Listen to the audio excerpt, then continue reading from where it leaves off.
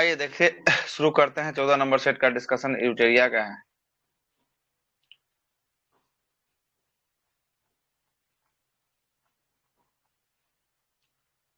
आइए देखिएगा, पहला क्वेश्चन क्या बोल रहा है। पहला क्वेश्चन शानदार है, करंट अफेयर से शुरुआत किया है ना। करंट अफेयर से शुरुआत किया है। एक काम आप लोग कीजिएगा, जहां से जहां तक रहता है ना, जैसे साइंस का क्वेश्चन एक साइड दिया रहता है, करंट का क्वेश्चन एक साइड दिया रहता है, तो लिख लीजिएगा करंट में कितना गलती हुआ। फिर अगला दिन भी मिलाइएगा करंट में कितना गलती हुआ। सेक्शन जब तक नहीं बांटिएगा, जब तक नहीं देखिएगा कि किस सेक्शन में हम मेरा ज्यादा गलती हो रहा है, तब तक सुधार नहीं हो सकता है। पहले आपको सेक्शन बांटना पड़ेगा कि हाँ, करंट का अगर 25 क्वेश्चन पूछा जा रहा है तो उसमें से कितना हम गलत कर रहे हैं और कितना सही कर रहे हैं। और जिस सेक्शन आपका खराब होगा उस पे आपको विशेष रूप से क्लास के बाद आपको समय देने का जरूरत है। और जहां पे आपको सही है वहां पे आपको समय देने का जरूरत नहीं है। जहां पे आपका गड़बड़ हो रहा है, किसी का साइंस होगा, किसी का हिस्ट्री होगा, किसी का करंट होगा, किसी का पॉलिटी होगा, वैसे वैसे सेक्शन पे जो है कि आपको जरूरत जो है कि आपको समय देने का है, क्लास के बाद का समय। तो आइए इसी क्रम में पहला क्वेश्चन पे देखते हैं। पहला क्वेश्चन ये करंट से ही स्टार्ट किया है, तो आइए करंट क्या बोलता है। पहला क्वेश्चन जरा देखिएगा। पहला क्वेश्चन बोलता है कि निम्नलिखित में से कौन सा ऑपरेशन राजस्व खुफिया निर्देशालय के द्वारा चलाया गया है। तो राजस्व खुफिया निर्देशालय के द्वारा कौन सा ऑपरेशन इसमें चलाया गया है, बताइए बताइए। Operation border. Operation border squad, सही है। ऑपरेशन बॉर्डर स्क्वाड इसका राइट आंसर जो है कि आपको हो जाएगा। ऑपरेशन बॉर्डर स्क्वाड की बात करेंगे। ऑपरेशन बॉर्डर स्क्वाड जो है कि आपको राजस्व खुफिया निर्देशालय के द्वारा चलाया गया ऑपरेशन है। और इसमें क्या होगा, तो इसमें अवैध रूप से जो है कि दवाएं और अंतरराष्ट्रीय शिपमेंट जो आपको जा रहा है उस पे जो है कि आपको निगरानी रखेगा, है ना। निगरानी रखने के लिए जो है कि आपको ये चलाया गया है, किसके द्वारा, तो ऑपरेशन बॉर्डर स्क्वाड और राजस्व खुफिया निर्देशालय के द्वारा जो है कि आपको चलाया गया है। और ये अगर यूटेरिया खोजिएगा, यूटेरिया का करंट अफेयर, तो ये करंट अफेयर का पेज नंबर 25 पे आपको पहले नंबर क्वेश्चन पे जो है कि आपको ये दिया हुआ है। बात करेंगे ऑपरेशन करुणा का। ऑपरेशन करुणा जो है कि म्यांमार में चक्रवात जो मोजा आया था, मोजा चक्रवात, उसके मदद करने के लिए जो है कि ऑपरेशन करुणा को चलाया गया था, ठीक ना। बात करेंगे ऑपरेशन दोस्त। ऑपरेशन दोस्त तो आपको पता होगा, सीरिया और तुर्की में जो भूकंप आया था, भूकंप में बचाव कार्य के लिए जो है कि भेजा गया था, वो ऑपरेशन दोस्त था। बात करेंगे ऑपरेशन मेघ चक्र। मेघ चक्र सीबीआई के द्वारा चलाया गया था ऑपरेशन मेघ चक्र। इसमें क्या था, तो बाल यौन शोषण सामग्री, जुड़े सामग्री जो था उसे ऑनलाइन प्रसारित करने के खिलाफ जो है कि आपको रोकना था। इसके लिए ऑपरेशन जो है कि आपको कौन सा था, मेघ चक्र था। और ऑपरेशन नार्कोस की बात करेंगे। ऑपरेशन नार्कोस रेलवे द्वारा चलाया गया है और ये नशीली पदार्थों के तस्करी को रोकने के लिए रेलवे के द्वारा जो है कि आपको चलाया गया, ये जो है कि आपका अभियान था। तो इतना सारा जो है कि आपको देखने को मिला है।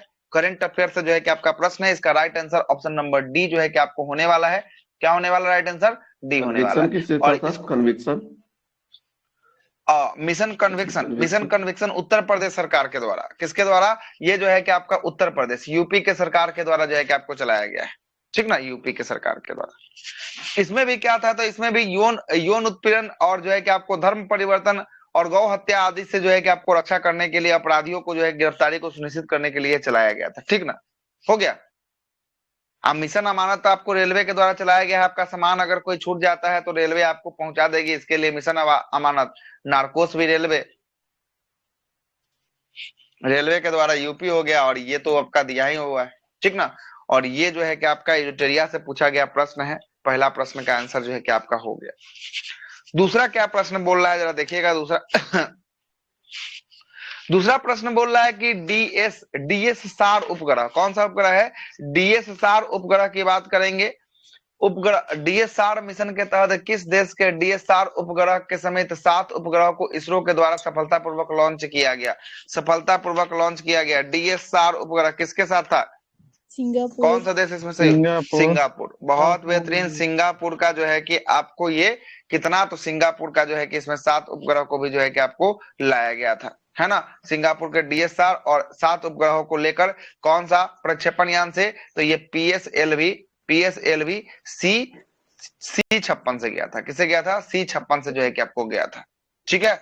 पीएसएलवी C56 इसका राइट आंसर हो जाएगा। चंद्रयान 3 की बात करेंगे, किस प्रक्षेपण यान से चंद्रयान 3 गया, LVM M3 M4। LVM3 M4 से जो है कि आपको गया है, M4 से गया है, ठीक है, M4 से गया है। चलिएगा, और वेब वन कौन सा गया है? Web one, one web India one, LV M3 M2 से गया है। और वेब वन इंडिया 2 की बात करेंगे, ये वन है, ये 2 की बात करेंगे तो LV M3 से गया है। ठीक है, M3 से गया है। और जबकि M4 से कौन चला गया? चंद्रयान-3। चंद्रयान-3 जो है कि आपको चला गया।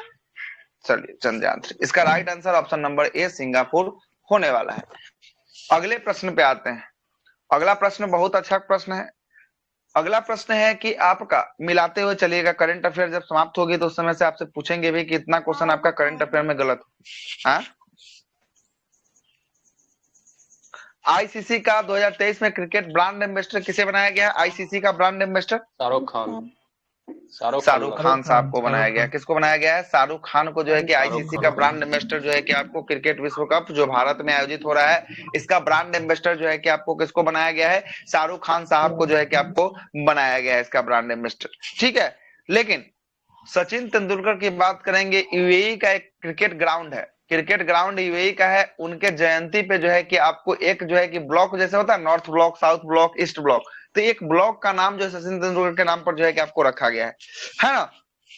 वैसे ही बात करेंगे सचिन तेंदुलकर को जो है कि आपको, हाँ, सचिन तेंदुलकर को जो है कि चुनाव का जो है कि चुनाव आयोग है उसका राष्ट्रीय आइकॉन भी जो है कि आपको बनाया गया है। चुनाव आयोग जो भारतीय निर्वाचन आयोग है उसका राष्ट्रीय आइकॉन किसको बनाया गया है? तो ये सचिन तेंदुलकर को बनाया गया है ना। एम्बेसडर सेवलॉन के भी ये थे एम्बेसडर। कौन? सचिन तेंदुलकर सेवलॉन इंडिया के? अच्छा, ग्लोबल का है सेवलॉन का? जी सर। अच्छा ठीक है, ये भी आपका सही है। सौरभ गांगुली की बात करेंगे, त्रिपुरा के जो है कि आपको ब्रांड एम्बेसडर है। कहा के? त्रिपुरा के ब्रांड एम्बेसडर है, त्रिपुरा के। हाँ, बंधन बैंक का भी होगा। ठीक है, आइए इसका राइट आंसर सचिन तेंदुलकर निकल गया है। अगले प्रश्न पे आते हैं। अगला प्रश्न चौथा नंबर क्या बोलता है? चौथा प्रश्न बोल रहा है कि जल संरक्षण योजनाओं में निम्नलिखित में से कौन सा राज्य अग्रणी है? जल के संरक्षण करने के मामले में कौन सा है जाएगा? पश्चिम बंगाल नहीं हो जाएगा। इसका राइट आंसर महाराष्ट्र हो जाएगा। क्या हो जाएगा? महाराष्ट्र जो है कि इसका राइट आंसर जो है कि आपका होने वाला है। ठीक है, जल संरक्षण में आपको महाराष्ट्र होना। ठीक है, महाराष्ट्र। इसका राइट आंसर क्या हो जाएगा? में बोलेगा ना सर तो पश्चिम बंगाल है ना। सबसे ज्यादा अब जल स्रोत में जल स्रोत की बात करेंगे, उसमें आपका पश्चिम बंगाल जो है कि आपका टॉप कर रहा है। ठीक ना, उसमें जल निकाय में जल स्रोत की बात करेंगे, इसमें पश्चिम बंगाल टॉप आ रहा है, दूसरे स्थान पे उत्तर प्रदेश, तीसरे स्थान पे आंध्र प्रदेश जो है कि आपको आ रहा है। और जल स्रोत की सबसे अंतिम स्थान पे कौन आएगा? तो अंतिम स्थान पे आपको आने वाला है सिक्किम, अंतिम में आने वाला है। और ये जल स्रोत जो है कि आपको कौन है? तो अंतिम, ये पहला ही रिपोर्ट जो है कि आपको जारी किया गया है इस बार। किसके द्वारा? तो जल शक्ति मंत्रालय के द्वारा जो है कि आपको जारी कर दिया गया है इस रिपोर्ट को। हाँ, इसके मंत्री की बात करेंगे, मंत्री कौन है? गजेंद्र सिंह शेखावत जो है किसके मंत्री है। और इसमें आपसे पूछेगा कि तालाबों का प्रतिशत कितना है? तालाबों में जल का प्रतिशत 59.5% तालाब में है ना। जलाशय में जल का प्रतिशत कितना है? तो 12.1% जो है कि आपको देखने वाला है। निजी क्षेत्र में आपको तालाब में बोलेगा तमिलनाडु है ना। तालाब की बात करेंगे, तालाब में सबसे अधिक जो है कि आपका किसके पास है? तालाब में सबसे अधिक जो है कि पश्चिम बंगाल के पास है। सर्वाधिक जो है कि तालाब आपको पश्चिम बंगाल में देखने को मिलेगा। ठीक ना, पश्चिम बंगाल। टैंक में था सर। टैंक में हो जाएगा तमिलनाडु हो जाएगा, है ना। टैंक में कौन हो जाएगा? तमिलनाडु हो जाएगा। लेकिन जल संरक्षण में कौन हो जाएगा? जल संरक्षण में आपको महाराष्ट्र होने वाला है ना। और झीलों की संख्या में बोलेगा, झीलों की संख्या में तमिलनाडु, झीलों की संख्या में। और नलकूप बलम क्या होगा फिर? उत्तर प्रदेश। क्या? यूपी। नलकूप में सबसे अधिक जो है कि बोरिंग कहाँ है? उत्तर प्रदेश में। यहाँ से सबसे अधिक बोरिंग होता है ना, बोरिंग उत्तर प्रदेश में। लेकिन तालाब वाला तमिलनाडु जानते हैं। तालाब वाला जी नहीं, तालाब का संख्या जो है कि आपको सबसे अधिक जो है कि पश्चिम बंगाल में। तालाबों से सिंचाई के मामले में सबसे ज्यादा तमिलनाडु है, सिंचाई के मामले में। वो सिंचाई का मामला अलग हो गया, ये जल संरक्षण योजना है, ये जल संरक्षण की लेटेस्ट है। नहीं, वो समझ रहे थे तालाब वाला सिंचाई। नहीं, उसका नहीं है। इसका राइट आंसर क्या हो जाएगा? इसका राइट आंसर आपका महाराष्ट्र होने वाला है। ये भी एडिटोरिया के करंट अफेयर से प्रश्न छपा हुआ है। चलिएगा अगले प्रश्न पे आते हैं।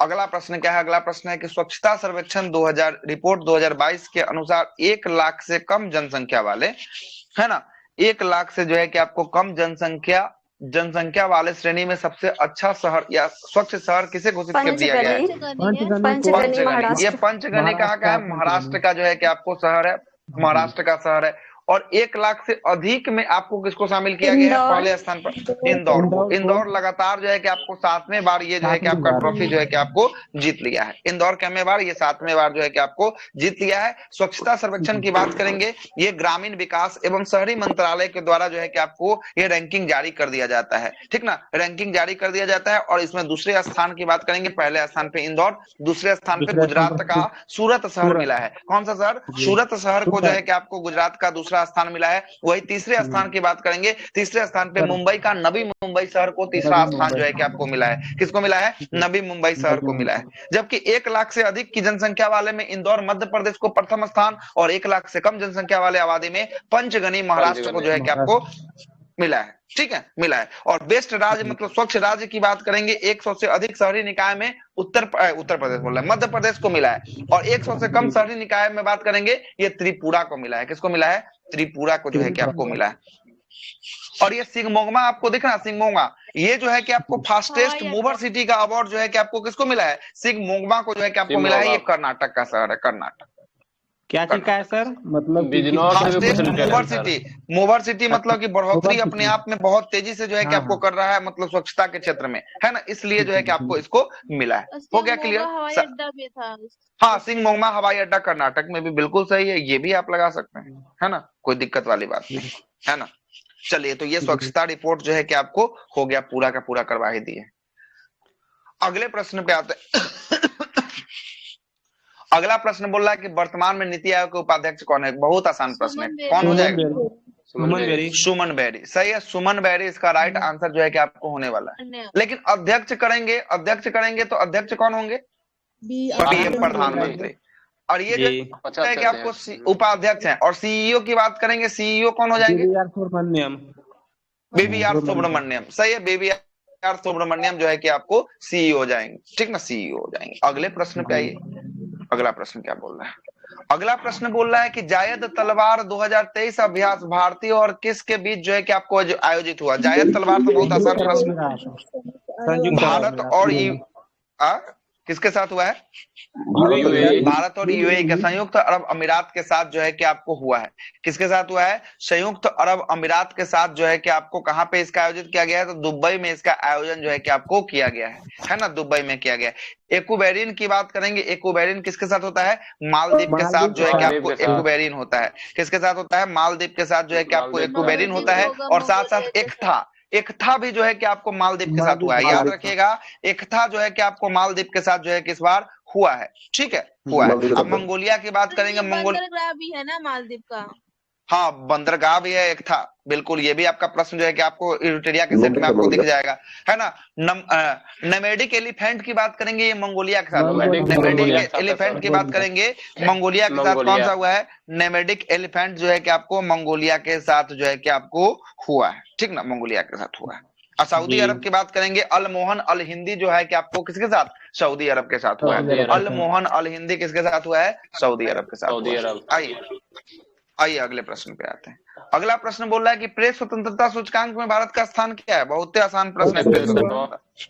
161वें स्थान पे जो है कि आपका किसमें है? प्रेस स्वतंत्रता में जो है कि 161वें स्थान पे जो है कि आपको है। और प्रेस स्वतंत्रता रिपोर्ट की बात करेंगे, रिपोर्टर्स विदाउट बॉर्डर के द्वारा जो है कि ये रिपोर्ट जारी किया जाता है। और इसमें पहले स्थान पे जो है कि आपको कौन है? नॉर्वे इसमें जो है कि आपको पहले स्थान पे जो है कि आपको देखने को मिलेगा, ठीक है, नॉर्वे। लेकिन 180 देश में 180वें स्थान पे कौन है? तो कौन सा रिपोर्ट में है? तो भारत का ये रिपोर्ट है आपका, कौन सा? पर्यावरण प्रदर्शन सूचकांक। कौन सा सूचकांक में? पर्यावरण प्रदर्शन सूचकांक में 180 स्थान पे जो है कि आपको भारत है। 180 देशों में 180 स्थान पे है। और इसमें जो है कि आपको डेनमार्क जो है कि पर्यावरण प्रदर्शन सूचकांक में डेनमार्क का स्थान जो है कि आपको पहला स्थान है। नहीं, पहले 3 स्थान पे कोई है ही नहीं। नहीं, पहला स्थान पे डेनमार्क है, ठीक ना।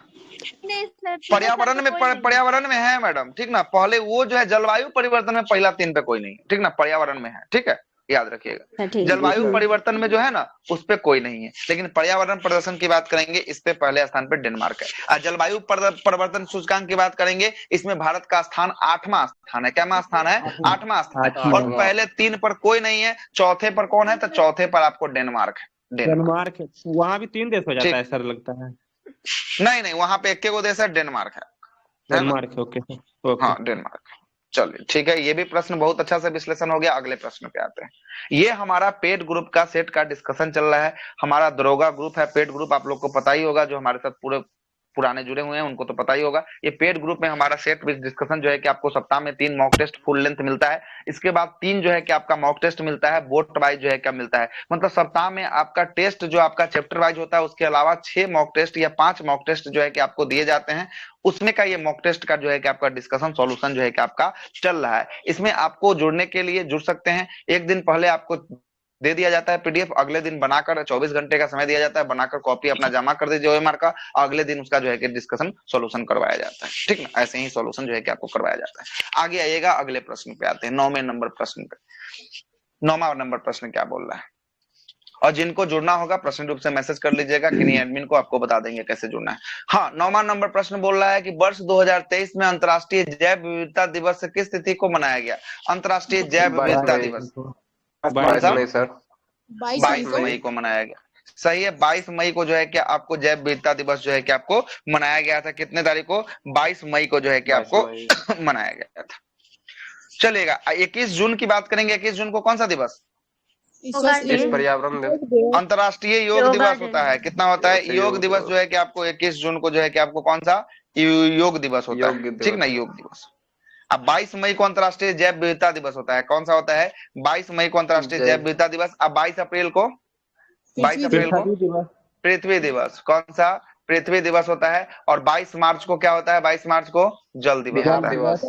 अब जल दिवस के साथ बिहार भी है, अपना बिहार भी है। ठीक ना, बिहार भी। आइए अगले प्रश्न पे आते हैं। अगला प्रश्न 10वां नंबर प्रश्न बोल रहा है, ये सब का सब एडिटोरिया का है छपा हुआ प्रश्न है। एडिटोरिया का जो करंट अफेयर है उसी से जो है कि आपका छपा हुआ प्रश्न है। एडिटोरिया क्लास हमारे यहाँ रात्रि 10 बजे से जो है कि आपका एडिटोरिया का क्लास जो है कि आपको होता है। ठीक ना, अगले प्रश्न पे आते हैं। जलवायु परिवर्तन को लेकर कोप 26 शिखर सम्मेलन का आयोजन कहाँ किया गया? कोप 26 की बात करेंगे, कहाँ पे हुआ? ग्लासगो स्कॉटलैंड में जो है कि आपको हुआ था। कहाँ हुआ था? स्कॉटलैंड, ग्लासगो में जो है कि इसका आयोजन जो है कि आपको किया गया था, कोप 26 का, है ना। लेकिन कोप 27 की बात करेंगे, कोप 27 कहाँ होगा? मिस्र में सर। शर्म अल शेख जो है कि आपका मिस्र में जो है कि आपको किया जाएगा। शर्म अल शेख जो है कि आपको मिस्र में इसका आयोजन जो है कि अगला आयोजन कहाँ पे होगा?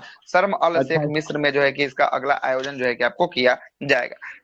अच्छा, हाँ, 2023 तो आपको तो हो ही गया, ये 2022 ठीक है, 2023 का जो है कि आपको हो ही गया, ठीक ना, हो गया। ठीक है, अगला में हाँ 28 में यूएई में होगा, बिल्कुल सही है। अगले प्रश्न पे आते हैं। अगला प्रश्न जो है कि आपको नई संसद भवन का पवित्र संगोला की स्थापना की गई। इसके इस्तेमाल किस साम्राज्य में होता था? उस दिन भी हम आपको बताए थे, चोल साम्राज्य में होता था। क्या किस में होता था? चोल साम्राज्य में जो है कि आपको संगोला का जो है कि आपका यूज जो है कि कहाँ होता था? चोल साम्राज्य में जो है कि आपको किया गया था, है ना, चोल साम्राज्य में। और इसका कैंपस किसके थीम पर आधारित रखा गया था? कैंपस हम आपको उस दिन भी बताए थे। कैंपस नई संसद भवन का कैंपस बरगद पे था। किस पे था? बरगद पे जो है कि आपको था। नई संसद भवन का जो है कि आपका थीम जो कैंपस का था वो बरगद पे था। लेकिन लोकसभा की बात करेंगे, लोकसभा का कैंपस किस पे आधारित था? मोर पे आधारित था। किस पे? मोर पे। जबकि राज्यसभा की बात करेंगे, राज्यसभा कमल पे जो है कि आपको आधारित था। किस पे आधारित था? कमल पे आधारित था। और इसी के जो है कि मुंह पर जो संगोला है, पवित्र संगोला, इसके जो है कि आपको मुंह पर एक नंदी की प्रतिमा जो है कि आपको है ना। और इसे जो है कि संगोला को राजदंड कहा जाता था। जब जो है कि आपको राजदंड दिया जाता था, यही संगोला जो है कि आपको न्याय का भी प्रतीक जो है कि आपको माना जाता था। और ये संगोला की बात करेंगे, हाँ, सत्ता हस्तांतरण, बिल्कुल सही है, सत्ता हस्तांतरण। और ये संगोला की हाइट की बात करेंगे, जो लाठी डंडा जैसा आपको दिख रहा है, इसकी हाइट 5 फीट आपको बताई गई है। कितनी फीट? 5 फीट जो है कि आपको बताई गई है। ठीक है, 5 फीट बनाइए। चलिए, तो ये भी क्वेश्चन हो गया। अगले प्रश्न पे आते हैं। अगला प्रश्न है कि मैन बुकर अंतर्राष्ट्रीय पुरस्कार 2023 का विजेता जॉर्जिया गोस्तादिनोव का संबंध किस देश से है? बुल्गारिया कहाँ के है? बुल्गारिया बुल्गारिया की है। बुल्गारिया टाइम बुल्गारिया की, शेल्टर कहाँ के की? लिए मिला। हाँ, टाइम शेल्टर के लिए बात करेंगे, बुल्गारिया की है ये। बुल्गारिया की आपको पहली जीतने वाली जो है कि आपको बन गई। बुल्गारिया की कौन? अंतर्राष्ट्रीय मैन बुकर पुरस्कार जीतने वाला प्रथम लेखक जो है कि आपको बन गया है ना। और इसका कृति की बात करेंगे, कृति कौन सा था? तो टाइम शेल्टर के लिए जो है कि इनको दिया गया था। और इनका अनुवाद किसने किया था? टाइम शेल्टर में अनुवाद किसने किया था? इसका एंजेला रोडेल ने। किसने किया था? एंजेला रोडेल ने किया था। लेकिन ये 2023 का, ये कब का है? 2023 का। लेकिन वही 2022 की बात करेंगे, 2022 में किसको मिला? टॉम सेंट गीतांजलि श्री को। हाँ, डेजी गीतांजलि श्री, रॉकवेल सही है। ने किया था गीतांजलि श्री अनुवाद। अपने, हाँ, डेजी रॉकवेल ने उसका अंग्रेजी में अनुवाद किया था। टॉम ऑफ सेंट रेड समाधि के लिए जो है कि आपको दिया गया था। ये तो हो गया मैन बुकर अंतर्राष्ट्रीय पुरस्कार। इसकी शुरुआत की बात करेंगे, कल के टेस्ट जो लगाए होंगे उनमें होगा ये क्वेश्चन। बताइए इसकी शुरुआत कब? 1997 में सर। गलत हो रहा है। कौन कौन टेस्ट लगाए थे कल का करंट अफेयर? कल का करंट अफेयर सुबह 10 बजे वाला कौन टेस्ट लगाए थे? बताइए जल्दी। कल के करंट अफेयर में था, हम भी लगाए थे इसलिए हमको याद है। 1969 में हुआ था। कब हुआ था? 1969 में जो है किसका हुआ था? यही करंट याद है। ठीक है, कोई बात नहीं, ठीक ना। अब ये मैन बुकर अंतर्राष्ट्रीय पुरस्कार है। अब ये को होता है मैन बुकर पुरस्कार होता है। मैन बुकर पुरस्कार 2022 किसको दिया गया है? सेहान करुणा तिलके। हाँ, सेहान करुणा तिलका को जो है कि आपको दिया गया है। श्रीलंकाई लेखक है ये Shehan Karunatilaka. The seven moon of Maali Almeida के लिए जो है कि आपको ये पुरस्कार जो है कि आपको दिया गया है। अगला नंबर 13 नंबर प्रश्न को देखते हैं। इसका आंसर तो निकल गया ना? निकाले ना? बुल्गारिया लगा दिए हैं। चलिए अगला प्रश्न है 13 नंबर। विश्व का पहला वैश्विक बौद्ध परिषद सम्मेलन का आयोजन कहाँ किया जाएगा? बौद्ध परिषद सम्मेलन नई दिल्ली। चलिए नई दिल्ली में जो है कि इसका आयोजन जो है कि आपको किया जाएगा। कहाँ पे किया जाएगा? नई दिल्ली में। इसका आयोजन जो है कि आपको अप्रैल 2023 में आयोजित किया गया। और इस सम्मेलन का आयोजन किस मंत्रालय के द्वारा? तो संस्कृति मंत्रालय के द्वारा। संस्कृति मंत्रालय के द्वारा इसका आयोजन जो है कि आपको किया गया था। ठीक ना, किया गया था। और इसका उद्घाटन प्रधानमंत्री नरेंद्र मोदी ने किया है। और इसमें जो है कि आपको 150 देशों के प्रतिनिधि और 30 देशों के जो है कि आपको राष्ट्राध्यक्ष भी जो है कि आपको 30 देशों के प्रतिनिधि और 150 से अधिक जो है कि प्रतिनिधि और 150 से अधिक संगठन और 30 देशों के प्रतिनिधि ने जो है कि आपको इसमें भाग लिया था। क्या लिया था? भाग लिया था। ठीक है, अगला प्रश्न क्या बोलता है? अगला नंबर प्रश्न बोलता है 14 नंबर। निम्नलिखित में से कौन सी योजना केंद्र सरकार के द्वारा जारी की गई है? कौन सी योजना केंद्र सरकार के द्वारा? मिष्टी योजना की चर्चा करेंगे। इसका चर्चा जो है कि आपको बजट में जो है कि आपको देखने को है ना, बजट में देखने को मिलेगा मिष्टी योजना। और मिष्टी योजना किसके लिए था? तो ये जो है कि आपको मैक्रोफोनों के सुरक्षा के लिए जो है कि आपको मिष्टी योजना को लाया गया था। किसके सुरक्षा? लखपति दीदी है सर, सही होगा। अच्छा, देख लेते हैं इसका क्या है। एक मिनट रुकिए। निम्नलिखित में से कौन सी योजना केंद्र सरकार द्वारा जो है कि आपको जारी किया गया है? केंद्र सरकार के द्वारा जारी किया गया योजना जो है कि आपका कौन सा है? लखपति दीदी योजना। गलत नहीं होगा। इसका तो बजट में चर्चा है। इसका जो है कि आपको बजट में चर्चा किया गया। सुनिए, इसका बजट में स्माइल योजना बजट में और नमस्ते योजना, ये सब बजट का चर्चा है। लखपति दीदी योजना, अब इसका आंसर क्या लिया है? देखिए, लखपति दीदी योजना लिया है। केंद्र सरकार के द्वारा लखपति दीदी योजना की जो है कि आपको चलाई जा रही है। इसका उद्देश्य जो है कि आपको स्किल डेवलपमेंट ट्रेनिंग प्रोग्राम से है। किससे है? स्किल डेवलपमेंट ट्रेनिंग प्रोग्राम से है, जो देश में 2 करोड़ ग्रामीण महिलाओं को आर्थिक स्थिति सुधारने और उन्हें लखपति बनाने के लिए इसे लॉन्च किया गया है। यह योजना प्रमुख उद्देश्य जो है कि आपको स्वयं सहायता महिलाओं को लखपति बनाने से जो है कि आपको संबंधित है। ऐसे तो देखिएगा तो कौन सी योजना केंद्र सरकार? तो केंद्र सरकार की ही है लग रही है। सारा तो केंद्र सरकार का ही है। ठीक ना, इसका आंसर लिया है ऑप्शन नंबर डी। सारा का सारा योजना जो है कि आपका केंद्र सरकार का ही। ठीक ना, नमस्ते योजना भी केंद्र सरकार का है ना। नमस्ते योजना की बात करेंगे, केंद्र सरकार का है। मिष्टी जो है कि आपका बजट में है। हाँ, स्माइल जो है कि आपका स्माइल भी आपको जो है कि आपका सबका सब है, लेकिन इसका आंसर जो है कि आपको लखपति दीदी लिया है। ठीक है, अगले प्रश्न पे आते हैं। अगला प्रश्न सुनिए। पोषण भी पढ़ाई भी अभियान निम्नलिखित में से किस मंत्रालय के द्वारा जारी कर दिया गया है? पोषण भी और पढ़ाई भी। महिला एवं बाल विकास मंत्रालय के द्वारा। किस मंत्रालय के द्वारा? महिला एवं बाल विकास मंत्रालय के द्वारा जो है कि यह जो है कि आपको शुरू किया गया। और महिला बाल विकास मंत्रालय के मंत्री कौन है? स्मृति ईरानी। महिला बाल विकास मंत्रालय के स्मृति और ईरानी के द्वारा जो है कि आपको शुरू किया गया। सही है, स्मृति ईरानी के द्वारा। अच्छा, मिष्टी योजना की बात करेंगे ना। अच्छा, यहाँ पे देखिए, यहाँ पे आपको हम बता देते हैं, ये सारा का सारा केंद्र सरकार का ही है, लेकिन मिष्टी योजना जो है कि आपको वन एवं जलवायु परिवर्तन मंत्रालय के द्वारा शुरू किया गया है। ठीक है। नमस्ते योजना की बात करेंगे, नमस्ते योजना सामाजिक न्याय अधिकारिता मंत्रालय के द्वारा शुरू। देखिए, मंत्रालय के ऊपर डिपेंड किया है, लेकिन ये लखपति दीदी योजना जो है ना, ये डायरेक्ट केंद्र सरकार का योजना है, मुख्य रूप से जो है कि भारत सरकार की योजना है, और ये सब मंत्रालय की योजना है, इसलिए इसका आंसर क्या लिया है, ऑप्शन नंबर डी दिया। अब कंफ्यूजन दूर हो गया? अच्छा, ठीक है। ठीक है, अब तो हो गया कंफ्यूजन दूर। देखिए, केंद्र सरकार की बहुत सारी योजना है, जिसमें से लखपति दीदी योजना है, पीएम विश्वकर्मा योजना है, अमृत धरोहर योजना है, पीएम प्रणाम योजना है, उसका पीएम डिवाइन लाइफ योजना है, उसका मित्रा योजना है। ये सब जो है कि योजना है केंद्र सरकार का योजना है। अगला प्रश्न इसका मतलब हो गया महिला बाल विकास मंत्रालय। महिला बाल विकास मंत्रालय ऑप्शन नंबर ए जो है किसका राइट आंसर हो जाएगा। अगला number 16 number, hope prime minister decide के लेखक कौन है? डिकेट के मनोज मिश्रा। क्या लिया है इसका आंसर? इसका आंसर जो है कि आपको लिया है नीरजा चौधरी लिया है। कौन लिया है? नीरजा चौधरी के द्वारा जो है कि आपको लिखा गया है। किसके द्वारा? नीरजा चौधरी के द्वारा जो है कि आपको लिखा गया है ना। आगे आते हैं, how prime minister decide Neerja Chowdhury के द्वारा जो है कि आपको लिखा गया है। ठीक है। अगला प्रश्न सुनिएगा, डिसाइड है ना, सॉरी डिसाइड है। ठीक है, डिसाइड है। अगला प्रश्न क्या है? अगला प्रश्न है कि अखिल भारतीय शिक्षा समागम 2023 का उद्घाटन प्रधानमंत्री नरेंद्र मोदी के द्वारा कहाँ किया गया? अखिल भारतीय शिक्षा समागम का गुजरात, नई दिल्ली में। कहाँ पे किया गया? नई दिल्ली में जो है कि अखिल भारतीय शिक्षा समागम का जो है कि आपको आयोजन जो है कि आपको नई दिल्ली में प्रधानमंत्री के द्वारा इसका उद्घाटन जो है कि आपको कहाँ पे? तो भारत मंडपम में किया गया। कहाँ पे किया गया? भारत मंडपम में जो है कि आपको नई दिल्ली में किया गया। सही है, नई दिल्ली में भारत मंडपम में किया गया। ठीक है।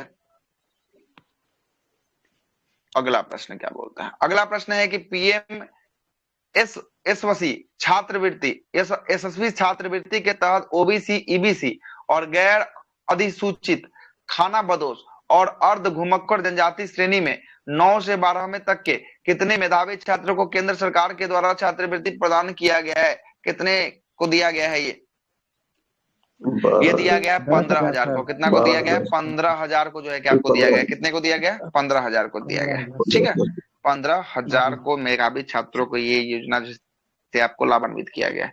अगला प्रश्न है कि किस देश के राष्ट्रपति ने प्रधानमंत्री नरेंद्र मोदी को grand Cross of the order से सम्मानित किया है? ऑनर से सम्मानित किया गया है। ग्रीस के द्वारा जो है कि आपको मिला है। किसके द्वारा मिला है? ग्रीस के द्वारा जो है कि आपको ये किसको दिया गया है? तो ये दिया गया है आपको किसको? तो नरेंद्र मोदी को दिया गया है। इसके बाद Grand Cross of the Legion of Honour से सम्मानित किसे किया गया है? तो ये लीजन ऑफ द ऑनर दिया गया फ्रांस के सरकार के द्वारा। किसके सरकार के द्वारा?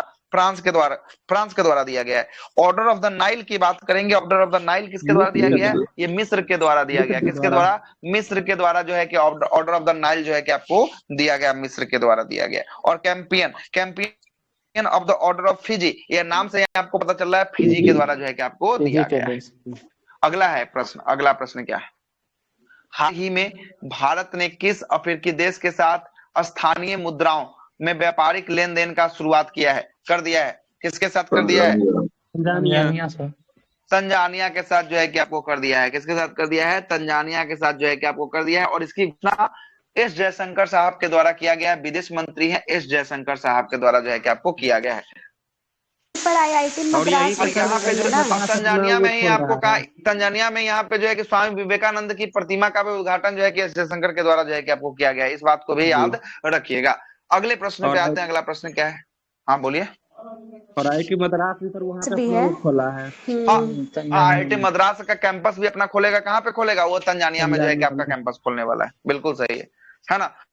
अगला प्रश्न है, अगला है कि विश्व बैंक द्वारा निम्नलिखित में से किस दक्षिण एशियाई देश में अपने पहली सड़क सुरक्षा परियोजना की शुरुआत किया है? कहाँ पे किया है सड़क सुरक्षा परियोजना की शुरुआत? बांग्लादेश के द्वारा किया गया। कहाँ पे? बांग्लादेश के द्वारा किया गया। ठीक है, इसका राइट आंसर हो जाएगा बांग्लादेश। ठीक ना। बांग्लादेश की राजधानी ढाका में दक्षिण एशिया ने अपनी पहला सड़क सुरक्षा परियोजना की शुरुआत किया है। उद्देश्य क्या है? सड़क दुर्घटना को कम करने के लिए और शहरों का चयन करके ये शहरों को जोड़ने के लिए ये उद्देश्य जो है कि आपको किया जा रहा है। 22वां नंबर प्रश्न है कि हाल ही में व्यापार एवं वाणिज्य मंत्रालय के द्वारा जारी आंकड़ों के अनुसार भारत के सबसे बड़ा व्यापार भागीदार देश कौन सा है? व्यापार जिसके साथ भारत यूएसए हो जाएगा। क्या हो जाएगा? व्यापार भागीदार की बात करेंगे सबसे अधिक जो है कि किसके साथ हो जाएगा? तो यूएसए के साथ हो जाएगा।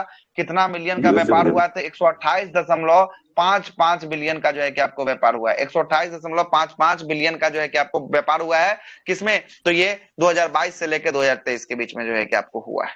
ठीक है जी। अगला प्रश्न क्या बोल रहा है? अगला प्रश्न है कि हाल ही में एप्पल कंपनी ने किस बैंक के साथ साझेदारी कर भारत में अपना पहला क्रेडिट कार्ड लॉन्च करने की योजना बनाया है? किस बैंक के साथ ये चालू किया है अपना?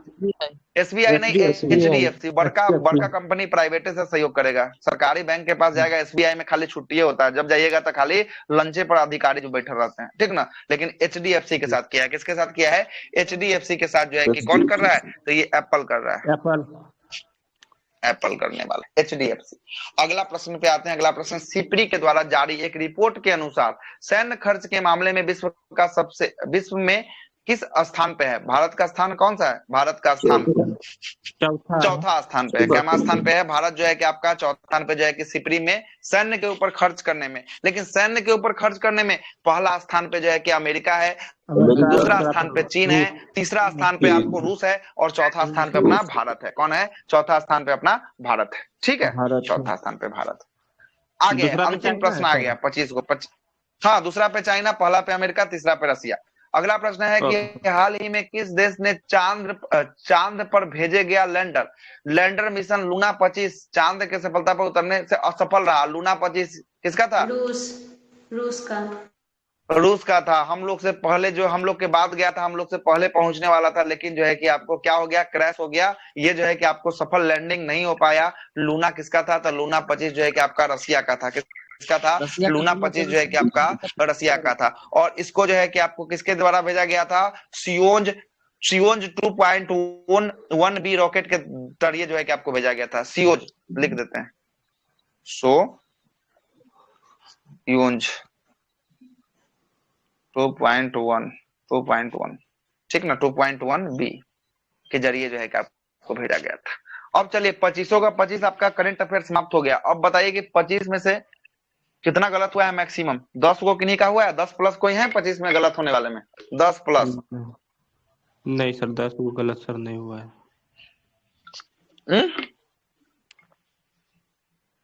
दुइये को हुआ। बहुत अच्छा स्थिति है तब तक।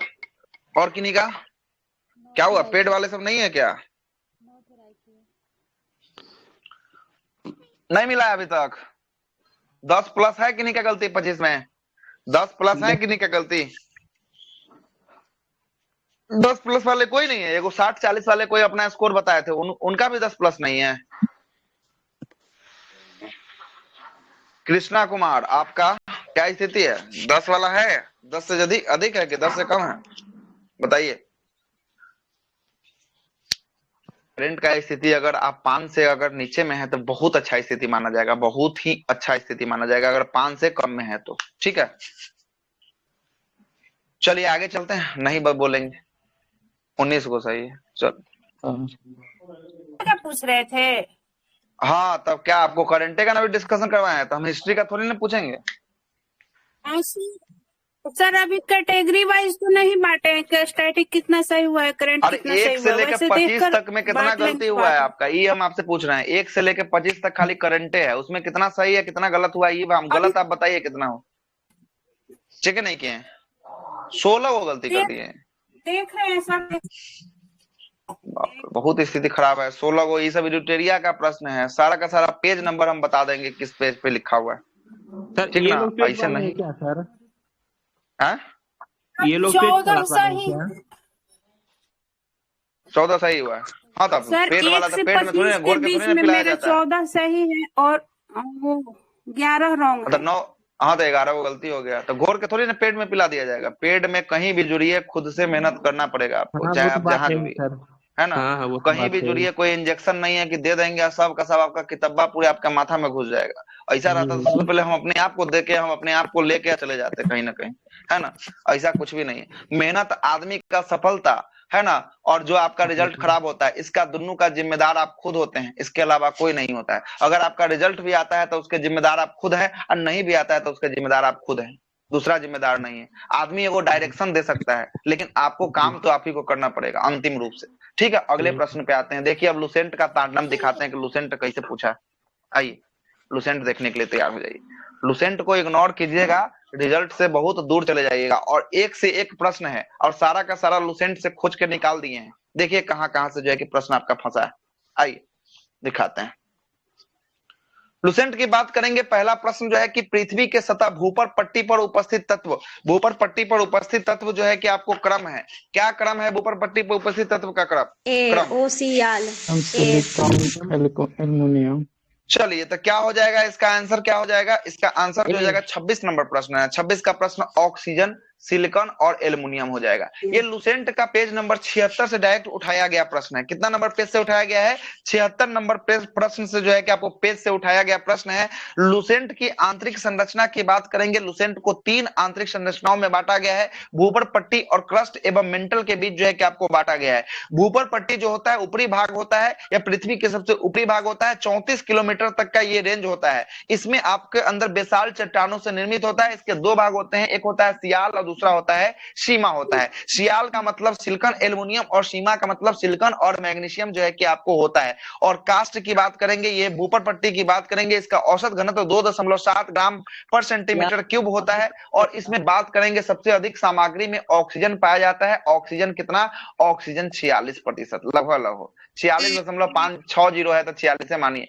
दूसरा स्थान पे सिलिकॉन, ये जो है कि आपको लगभग 28%, और तीसरा स्थान पे जो है कि एल्युमिनियम लगभग 8% जो है कि आपको पाया जाता है। ऑप्शन नंबर ए इसका राइट आंसर हो जाएगा। पेज नंबर 76 लुसेंट जाकर निकाल के देख लीजिएगा, नया वाला है तो आपका दूसरा कोई होगा पेज नंबर, उसमें टॉपिक खोज लीजिएगा किसका, तो पृथ्वी की आंतरिक संरचना को खोज लीजिएगा। साफ साफ लिखा गया है, नोट करके लिखा गया है। लुसेंट का ही डायरेक्ट प्रश्न है। आई कितना आदमी प्रश्न को गलती मारे ही होंगे, कुछ ना कुछ आदमी गलती मारे ही होंगे, ऐसा कुछ नहीं, मारेंगे ही। बहुत बेहतरीन प्रश्न था। अगला प्रश्न, ये भी लुसेंट का पेज नंबर 76 के बाद पेज नंबर 77 पर ये लुसेंट का, ये मेरे बुक के हिसाब से आपको पेज हम अपना बता रहे हैं। टॉपिक भी बता देंगे, ज्वालामुखी टॉपिक को खोज लीजिएगा अपने लुसेंट में और जाकर चेकआउट कर लीजिएगा। इसमें बोलता है कि आपका क्या करना है, तो इसमें देखिएगा निम्नलिखित ज्वालामुखी दोनों देशों में स्थित कौन सा जो है कि आपको मिलान सही है। अच्छा सही मिलान कौन सा है?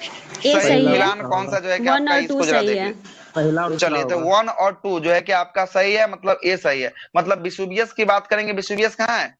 इटली। विसुवियस जो है कि आपका इटली में है। कोटापैक्सी कहाँ है? कोटापैक्सी इक्वाडोर में है। किलिमंजारो कहाँ है? किलिमंजारो तंजानिया में, अफ्रीका में तंजानिया।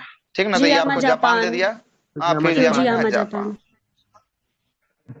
जापान। ठीक ना, तो ये दोनों आपका गलत हो गया है, मतलब उल्टा कर दीजिएगा इसका इधर और इसका इधर, तब जाके ये सही हो जाएगा। ठीक ना, तब जाके ये सही हो जाएगा। ये लुसेंट का पेज नंबर 77 में ये लिखा गया सारा का सारा प्रश्न हो गया। ऑप्शन नंबर ए इसका राइट आंसर हो जाएगा। चलिए देखिए, ये लुसेंट का पेज नंबर 79 से छपा गया प्रश्न है। प्रश्न जरा सुनिएगा क्या प्रश्न है। प्रश्न बोल रहा है कि निम्नलिखित में से कौन सी भू आकृति का निर्माण नदी के अपर्दन के क्रिया के कारण हुआ है? नदी के अपर्दन के क्रिया के कारण किसका निर्माण हुआ है? तो ये ऑप्शन नंबर ए गॉर्ज का निर्माण जो है कि आपको हो जाएगा। किसका निर्माण हो जाएगा? गॉर्ज का निर्माण जो है कि आपको होने वाला है। ठीक ना, गॉर्ज का निर्माण जो है कि आपको होने, अमेरिका में वो भी तो गॉर्ज ही है ना। गॉर्ज हाँ, ग्रेट कैनियन सबसे बड़ा ग्रेट कैनियन जो है कि आपको गॉर्ज बनाता है, वही आपका ग्रेट कैनियन अमेरिका वाला है ना। इसमें से आपको लुसेंट का 79 नंबर पेज में आपको विभिन्न जो है कि कारणों से निर्मित स्थलाकृतियां दिया हुआ है, जिसमें से आपको पूछेगा सबसे पहले भूमिगत जल के द्वारा पूछने वाला है, तो ये भी पूछ चुका है। भूमिगत जल से आपको निर्मित स्थलाकृतियां की बात करेंगे। उत्सुक कुआं होता है, गीजर होता है, रंध्र घोल होता है, डोलाइन होता है, कास्ट झील होता है, युबाला होता है। ये सब किससे होता है? भूमिगत जल से होता है। सागरीय जल की बात करेंगे, सागरीय जल से होता है हेलो, क्या बोल रहे हैं? हाँ बोलिए। हेलो, मेरी आवाज आ रही है? हाँ बोलिए ना, आ रहा है आवाज। हेलो, अरे आपकी आवाज आ रही है, आप बोलिए तो सही। फिर से आइए आप। ब्रेक कर देते हैं कंटिन्यू करने का। चलेगा, सुनिएगा, आगे बोलिए चलते सर। हैं। सर्वाधिक उत्सुक कुआं की बात करेंगे, ये आपको ऑस्ट्रेलिया में देखने को मिलेगा। कहाँ देखने को मिलेगा सर्वाधिक उत्सुक कुआं जो है कि आपको ऑस्ट्रेलिया। सागरीय जल के द्वारा बात करेंगे, सागरीय जल के द्वारा जो है कि निर्मित स्तरकृतियां की बात करेंगे, पुलिन, हुक, लुक, ट्राम्बो जो है कि आपको बनता है। हिमनद के द्वारा जो है कि आपको बनता है सर्क बनता है, टॉट बनता है, नुनाटक बनता है, हॉर्न बनता है, फियोड बनता है, ड्रमनील बनता है। ये सब जो है कि विभिन्न जो है कि स्थलाकृतियां बनने वाली है, और ये जो है कि आपको लुसेंट का 79 नंबर पेज में दिया हुआ है, जाकर आप लोग चेक आउट कर सकते हैं, ठीक ना। इसीलिए लुसेंट को बोलते हैं कि एकदम गहन अध्ययन कीजिए, कम से कम उस पर 2 घंटा अपना निकाल के जो है कि आप दीजिए, कम से कम। हाँ बोलिए। हेलो सर, बिहार एसएससी के लिए तैयारी करना है, उसके लिए मतलब टेस्ट देना है, कितना पैसा देना होगा? बिहार एसएससी का हमारे यहाँ पे नहीं होता है ना। बिहार एसएससी का हमारे यहाँ नहीं होता है। बिहार एसएससी के लिए आप जीके जीएस कर सकते हैं, इसके अलावा मैथ रीजनिंग आप नहीं कर सकते हैं। मैथ रीजनिंग के लिए हम इनको समझाइए कि इनका आवाज हम बोल रहे हैं कहीं नहीं जा रहा। कोई आदमी कर दीजिए आगे करिए। कोई इनको बोल दीजिए, कोई आदमी, कोई उनको बोलिए कि हमको सर को पर्सनल रूप से मैसेज कर दीजिए, कहीं मेरा आवाज इनको नहीं जा रहा होगा। ठीक है, कर देंगे तो हो जाएगा काम। पर्सनल मैसेज नहीं करना है सर, दिक्कत हो जाएगा। अरे मुझे मैसेज करने के लिए बोल दीजिए, ठीक है। ठीक है, चलिए आगे आते हैं। अगला प्रश्न 29 नंबर प्रश्न पे आते हैं। 29 नंबर प्रश्न देखिए, आप लोग का आवाज आ रहा है, मेरा आवाज इनको नहीं जा रहा है, ठीक ना। चलेगा, आएगा। 29 नंबर प्रश्न की बात करेंगे। ग्रेट स्लेवियर झील निम्नलिखित में से किस देश में स्थित है? ये आपका लुसेंट का, हाँ ये लुसेंट का पेज नंबर 101 में जो है कि आपका वर्णित है। कितना में? 101 नंबर पेज को खोलिएगा ना, तो यहाँ पे ये आपको देखने को मिलेगा। क्या हो जाएगा इसका आंसर? कनाडा में। कहां पे होगा ये? कनाडा में जो है कि आपको होने वाला है। कहां पे होने वाला है? कनाडा में जो है कि आपको ये होने वाला है ये झील। आगे बात करेंगे, कनाडा की बात करेंगे। कनाडा और अमेरिका के सीमा पे आपको सुपीरियर झील भी आपको कहां देखने को मिलेगा? कनाडा और अमेरिका के सीमा पे जो है कि आपका सुपीरियर झील देखने को मिलेगा। विक्टोरिया झील की बात करेंगे, विक्टोरिया झील 3 देश में देखने को मिलेगा, केनिया में, युगांडा में और तंजानिया में विक्टोरिया झील देखने को मिलेगा। टंगानिका झील की बात करेंगे, ये भी 3 देशों में देखने को मिलेगा, तंजानिया, जिम्बाब्वे और जैरे। तंजानिया, जिम्बाब्वे और जैरे में जो है कि आपको टांगानिका झील जो है कि आपको देखने को मिलेगा। ठीक है, और बात करेंगे, बैकाल झील कहाँ है? रशिया में, साइबेरिया। आयर झील की बात करेंगे, आयर झील कहाँ है? ऑस्ट्रेलिया। ऑस्ट्रेलिया में आयर झील। चलिए, आयर झील ऑस्ट्रेलिया में। चलिए, लोगाडा झील की बात करेंगे, लोगाडा झील कहाँ है? दक्षिण अफ्रीका में होगी। पता नहीं सर, नहीं पता है। रसिया में, रसिया में, रसिया में। रुडोल्फ झील कहाँ है? रुडोल्फ झील, रुडोल्फ झील जो है कि आपको केनिया में है, केनिया। रेंडियर झील कनाडा है, रेंडियर कनाडा है, रुडोल्फ जो है कि आपको केनिया है, ठीक ना, केनिया है। चलिए, ये लुसेंट का पेज नंबर 101 से फंसा हुआ प्रश्न है डायरेक्ट, ठीक ना। अगला प्रश्न भी फंसाते हैं लुसेंट से ही, देखिए लुसेंट का ये तांडव। अगला प्रश्न है कि कौन सा ऑप्शन वाला, मतलब लुसेंट सर कौन सा है सर? ऑब्जेक्टिव वाला या फिर सब्जेक्टिव वाला? अरे ये जो 2 बजे क्लास होती है लुसेंट का, उसी का ये सब है। अब सब्जेक्टिव वाला ब्लू वाला बुक है ना, वही। ओ सब्जेक्टिव वाला, ठीक है। हाँ, इसको आप कम नहीं लीजिएगा, इसमें से हम आपको 70% प्रश्न को फंसा देंगे खाली लुसेंट से, है ना। पूरा पेपर को अगर हम अच्छे से एनालिसिस कर दें। सब्जेक्टिव का बता रहे हैं? नहीं, हाँ सब्जेक्टिव का ही बता रहे हैं। अब आपके पेज में हो सकता है कि कहीं आपका एडिशन नया वाला हो, तो आप में कहीं 2-4 पेज आगे पीछे हो सकता है, ये मान सकते हैं। लेकिन जो है कि कंटेंट जो है कि हम आपको टॉपिक भी बता रहे हैं कि आप झील वाला टॉपिक में जाके देखिएगा, विश्व के झील में, वहां जो है कि आपका ये मिल जाएगा। हम तो आपको टॉपिक भी बता दे रहे हैं। हमारे बुक में जो पेज नंबर है हम अपने हिसाब से जो है कि आपको बता रहे हैं, और आपके बुक में क्या आपका कौन सा एडिशन है वो आप न जानिएगा, हमको क्या पता कि आपके पास कौन सा एडिशन है। हाँ, लेकिन दरोगा का एग्जाम खत्म हो जाएगा, उसके बाद लेटेस्ट एडिशन पे हम लोग काम करने वाले हैं, जो 2023 का आ गया है। उसमें लगभग 100 पेजों को नया सम्मिलित किया गया है, 100 पेज उसमें नया जोड़ा गया है, ठीक ना। तो उस पे हम लोग काम करने वाले हैं, ठीक है। आइए 30 नंबर 17 दिसंबर को पक्का हो जाएगा, कंफर्म है। तो 17 दिसंबर को हम लोग लेके चल रहे हैं उसी को। मेरा टारगेट बैच भी लॉन्च हो रहा है, 22 नवंबर से टारगेट बैच लॉन्च हो रहा है। इसमें 4 पुस्तक को हम लोग खत्म करने वाले हैं। पहला लुसेंट होगा, दूसरा की बात करेंगे, दूसरा क्राउन होगा, है ना। क्राउन का जो सब्जेक्टिव आता है देख ही रहे होंगे आप लोग। तीसरा की बात करेंगे, तीसरा आपको एसपीडी का साइंस होगा, है ना। अच्छा। और चौथा आपको करंट अफेयर होगा एडुटेरिया का। ये 4 बुक को हम लोग जो है कि आपको खत्म करने वाले हैं। 22 नवंबर से जो है कि इसका बैच जो है कि आपका शुरू हो जाएगा। 22 नवंबर से जो है कि आपका छठ पूजा के अगले एक दिन बाद जो है कि इसका बैच का शुरुआत होगा और इस बैच चलेगा 15 दिसंबर। हाँ, 15 दिसंबर तक ये बैच चलेगा। और इसका जो है कि आपको कितना दिन में, तो वही आपको लगभग 23-24 दिन का ये कोर्सेज रहेगा, जिसमें हम आपको चारों बुक को हमको समाप्त कर देंगे। चारों बुक को ए पार से ओ पार करवा देंगे, ठीक ना। 22 दिन में हम समाप्त करवा देंगे, है ना। लेकिन हाँ, एक दिन में उसमें 8 घंटा की क्लास लगेगी। इसके लिए नॉमिनल सा फी रखा गया है, जो आदमी एकदम पे कर सकते हैं 49 रुपीज का, मात्र 49, है ना। के कहे के लिए एडू गैरू कोई ना घुस जाए क्लास में, इसीलिए जो है कि इसका चार्ज रखा गया। अन्यथा इसका कोई जो है कि आपको चार्जेस नहीं है। 49 रुपए आप जानते ही हैं, 49 रुपए का कुछ भी नहीं हो सकता है, ठीक है। चलिएगा, आइएगा अगले प्रश्न पे आते हैं। अगला प्रश्न क्या बोलता है, देखिएगा। अगला प्रश्न बोलता है कि सिमसा और हेमावती भवानी निम्नलिखित में से किसकी सहायक नदी। ये हम ज्योग्राफी वाले थे फाउंडेशन में, उसमें भी बताए थे। कावेरी में, ये लुसेंट के पेज नंबर 110 में दिया हुआ है। 110 नंबर पेज में ये कावेरी नदी की बात करेंगे। कावेरी नदी का उद्गम स्थान जो है कि ब्रह्मगिरी पहाड़ी पे स्थित होता है। ब्रह्मगिरी की पहाड़ी से निकलता है। और कावेरी नदी कहाँ गिराता है जल, कहाँ जल गिराता है कावेरी? बंगाल की अरब खाड़ी, सागर या बंगाल की खाड़ी? चले बंगाल की खाड़ी में गिराता है। और इसके बात करेंगे, कावेरी नदी पे ही एक जलप्रपात बना हुआ है जिसका नाम है शिव समुद्रम जलप्रपात, सही है ना। शिव समुद्रम जलप्रपात की बात करेंगे, कावेरी नदी पे है। इसमें जो है कि हेमावती, सिमसा, अर्कावती, कामबनी, भवानी और अमरावती नदी जो है कि आपको मिलती है। किसकी सहायक हो गई? ये कावेरी नदी की जो है कि आपको सहायक नदी जो है कि आपको है। पेज नंबर लुसेंट के 110 नंबर पेज, नदी का टॉपिक खोज लीजिएगा, भारत की नदियां, उसमें जो है कि आपको साफ साफ लिखा गया है, ठीक ना। और साथ साथ हमारे ये 4 बजे वाला जो हम बैच लेते हैं, उससे भी डायरेक्ट जो है कि आपका फंसा हुआ प्रश्न है, ठीक है। आगे आइएगा। अगला प्रश्न 31 नंबर प्रश्न है। कैमेथोडियम इंडिकम नाम की एक अल्पाइन प्रजाति निम्नलिखित में से किस राज्य में पाई जाती है? हम नहीं खोजे हैं लुसेंट में, इसलिए इसको हम छोड़ दिए हैं। अरुणाचल प्रदेश में पाया जाता है। कहाँ पाया जाता है? अरुणाचल प्रदेश में जो है कि आपको ये पाया जाने वाला ये है। इसको भी खोजेंगे तो कहीं ना कहीं होगा ही, लेकिन हमको उतना टाइम नहीं था, इसलिए हम नहीं खोज पाए, ठीक ना। जो नहीं खोजे हैं उसको डायरेक्ट हम लिख दिए हैं कि इसका कोई नहीं है, ठीक ना। अरुणाचल प्रदेश का अल्पाइन जो होता है ना, अल्पाइन ये लंबे लंबे जो है कि आपको पेड़ होते हैं, और ये जहाँ पे टेम्परेचर कम होता है वहां उगने वाले जो है कि आपको ये पेड़ होते हैं। ये पेड़ की एक प्रजाति है अल्पाइन प्रजाति, है ना। इसका लकड़ी से आपको फर्नीचर वगैरह जो है कि आपको बनता है, ठीक ना, अल्पाइन्स, ठीक है। ठंडे प्रदेशों में उगती है ना। कम टेम्परेचर वाला जहां रहता है ना, वहां पे जो है कि अल्पाइन प्रजाति का उगता है।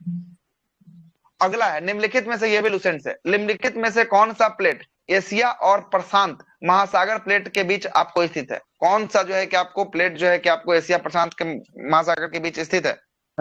फिलीपीन प्लेट इसका राइट, हाँ, फिलीपीन जो है कि प्लेट इसका राइट आंसर जो है कि आपको हो जाएगा। ये फिलीपीन प्लेट की बात करेंगे, ये जो है कि एशिया और प्रशांत महासागर के प्लेट के जो है कि आपको बीच में जो है कि आपको फंसा हुआ ये है फिलीपीन प्लेट। और फिजी प्लेट की बात करेंगे, फिजी प्लेट जो है कि आप कहाँ पाया जाता है? ऑस्ट्रेलिया के पूर्वी में आपको फिजी प्लेट पाया जाता है। जबकि नजका प्लेट की बात करेंगे, नजका प्लेट जो है कि आपको दक्षिणी अमेरिका एवं प्रशांत महासागर के बीच में जो है कि आपको नजका प्लेट पाया जाता है। और अरेबियन प्लेट की बात करेंगे, ये अरब प्रायद्वीप का ये अधिकतर भाग जो है कि अरेबियन प्लेट में जो है कि आपको पाया जाता है, ठीक ना, अरेबियन प्लेट में पाया जाता है। ये भी लुसेंट से है।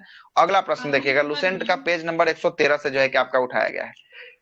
भारत में सर्वाधिक भूभाग पर किस मिट्टी का आपको पाया जाता है? ये भी आपको मिट्टी जब करवा रहे हैं, जलोढ़ मिट्टी, सही है। जलोढ़ मिट्टी जो है कि आपको पाया जाता है। मिट्टी की बात करेंगे, मिट्टी को कितने भागों में बांटा गया? मिट्टी को 4 भाग बांटा गया है, 8 भागों में बांटा गया है। बताए थे अपने हम फाउंडेशन कोर्स में, मिट्टी को 8 भागों में बांटा गया है ना। भले हम लोग चारे को जानते हैं, लेकिन 8 भागों में मिट्टी को जो है कि आपको बांटा गया। कितने भागों में बांटा गया? 8 भागों में। इसमें जलोढ़ के बारे में पूछ रहा है। जलोढ़ मिट्टी की बात करेंगे, जलोढ़ मिट्टी नदियों के द्वारा लाया गया गाद जो होता है ना, कादो, उसके द्वारा जो लाया गया गाद होता है, इसी से जलोढ़ मिट्टी का निर्माण होता है। जलोढ़ मिट्टी भी 2 प्रकार के होते हैं, एक खादर मिट्टी और एक बांगर मिट्टी। तो खादर मिट्टी जहां जहां पे आपको प्रत्येक साल बाढ़ आती है, जहां पे आपको प्रत्येक साल मिट्टी का एक नया परत चढ़ जाता है आपके जमीन के ऊपर, वो हो गया जलोढ़ मिट्टी। जलोढ़ मिट्टी का खादर मिट्टी हो गया। उसमें जो है कि उर्वरक क्षमता बहुत अधिक होगी, उसमें फसल बहुत अधिक जो है कि आपको उपजाऊ होगा। एक होता है आपको बांगर मिट्टी। बांगर मिट्टी 2-4-5 साल के गैप पे जो जहां जहां बाढ़ का इलाका होता है, जहां बाढ़ की पानी आती है, वहां पे खादर मिट्टी, और खादर मिट्टी जो है कि बांगर मिट्टी खादर मिट्टी से जो है कि आपको कम उपजाऊ जो है कि आपको माना जाता है। तो हम लोग जलोढ़ मिट्टी को 2 भागों में तोड़े हैं। नवीन जलोढ़ मिट्टी को क्या बोले हैं? हाँ खादर। अब पुरानी जलोढ़ मिट्टी को बांगर। पुरानी को बांगर कहें, ठीक ना। पुरानी को क्या कहें? बांगर जो है कि आपको कहें। हो गया क्लियर आपका? जी। आइए अगले प्रश्न पे आते हैं।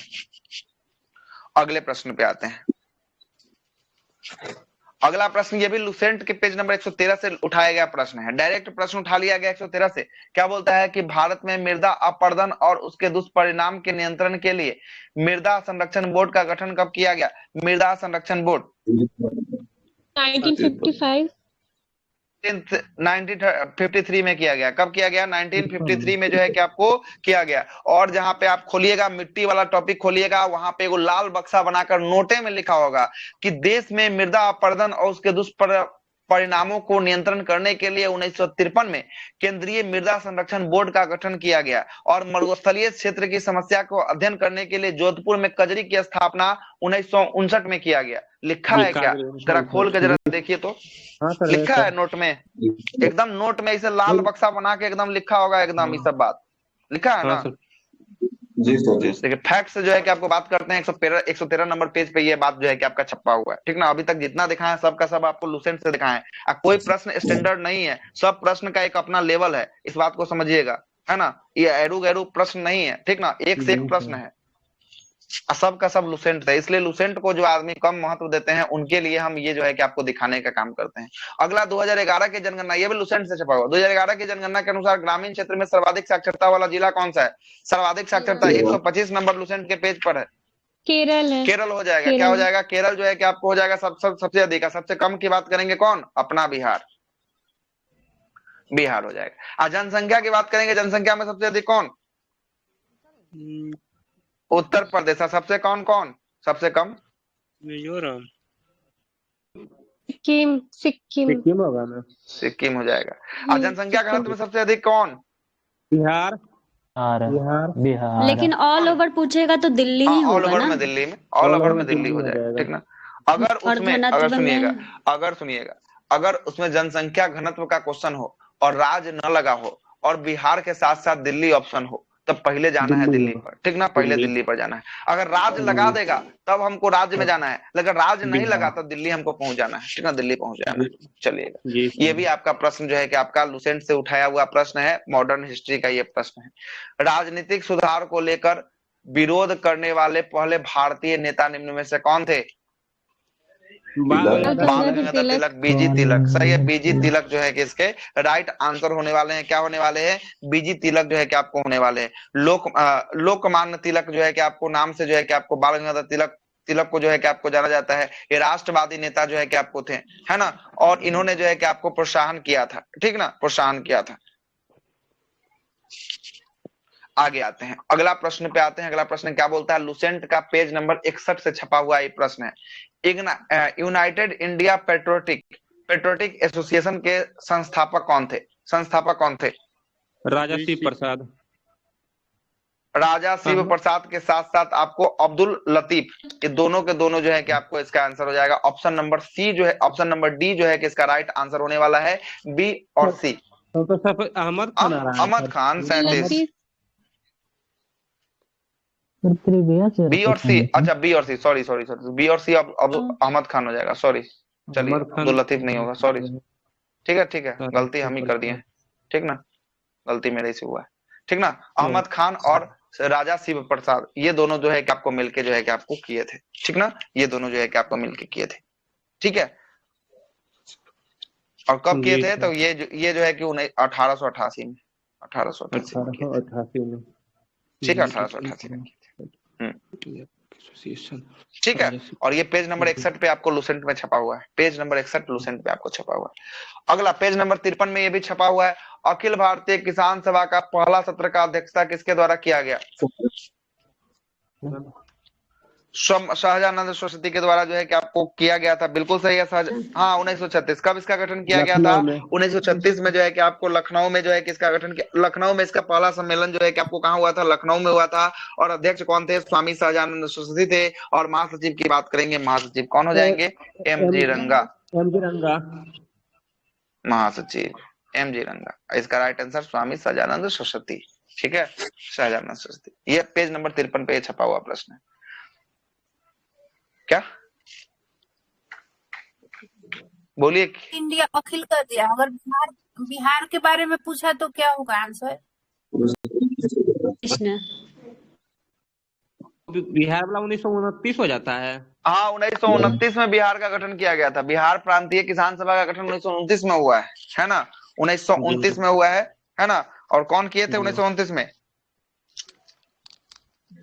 यही आपको स्वामी शाहजहानंद सरस्वती थे। कौन थे? स्वामी शाहजहानंद सरस्वती थे। कौन थे? शाहजहानंद सरस्वती थे।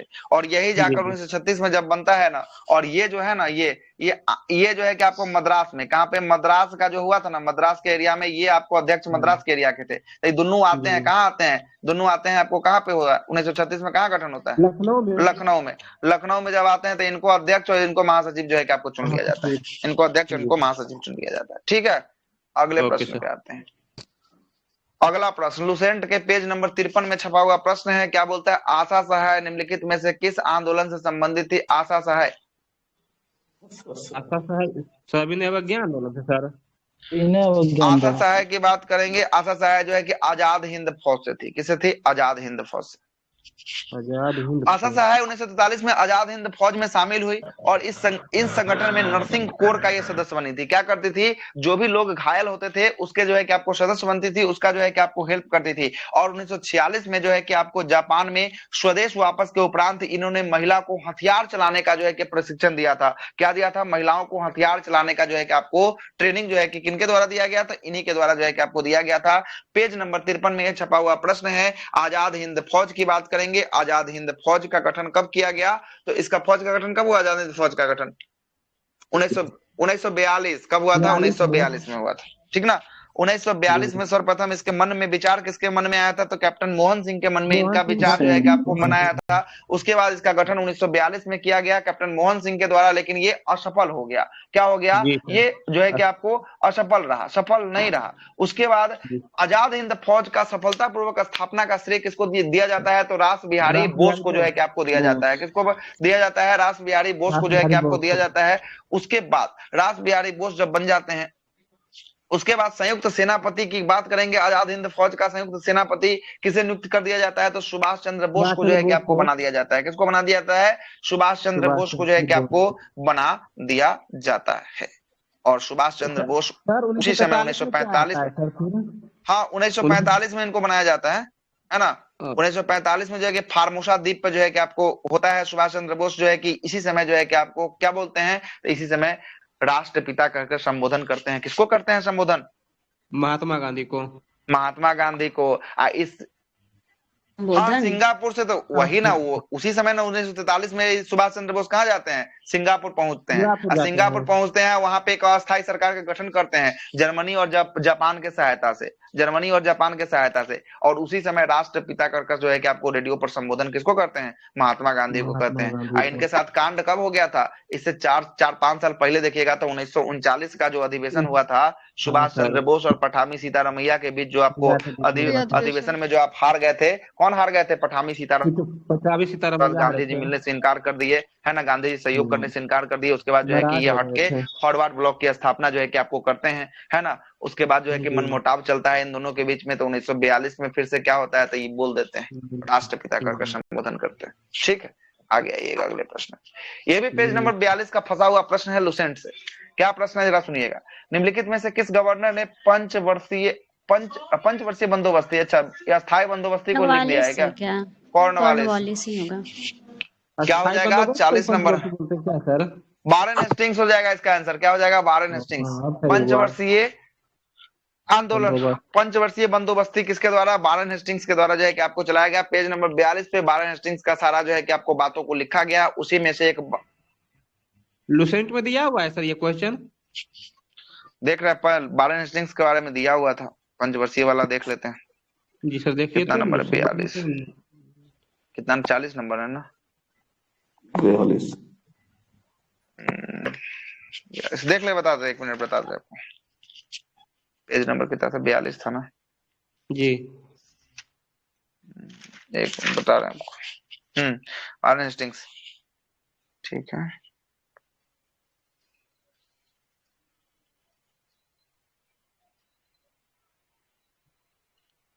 पंचवर्षीय बंदोबस्त सर नहीं पढ़े हैं लगता है। वारेन हेस्टिंग्स के बारे में तो दिया है, देख लेते हैं 1 मिनट। बंदोबस्त वही वाला है ना जो बाद में परमानेंट सेटलमेंट हो जाता है। हाँ वही है, परमानेंट सेटलमेंट वाला। जी।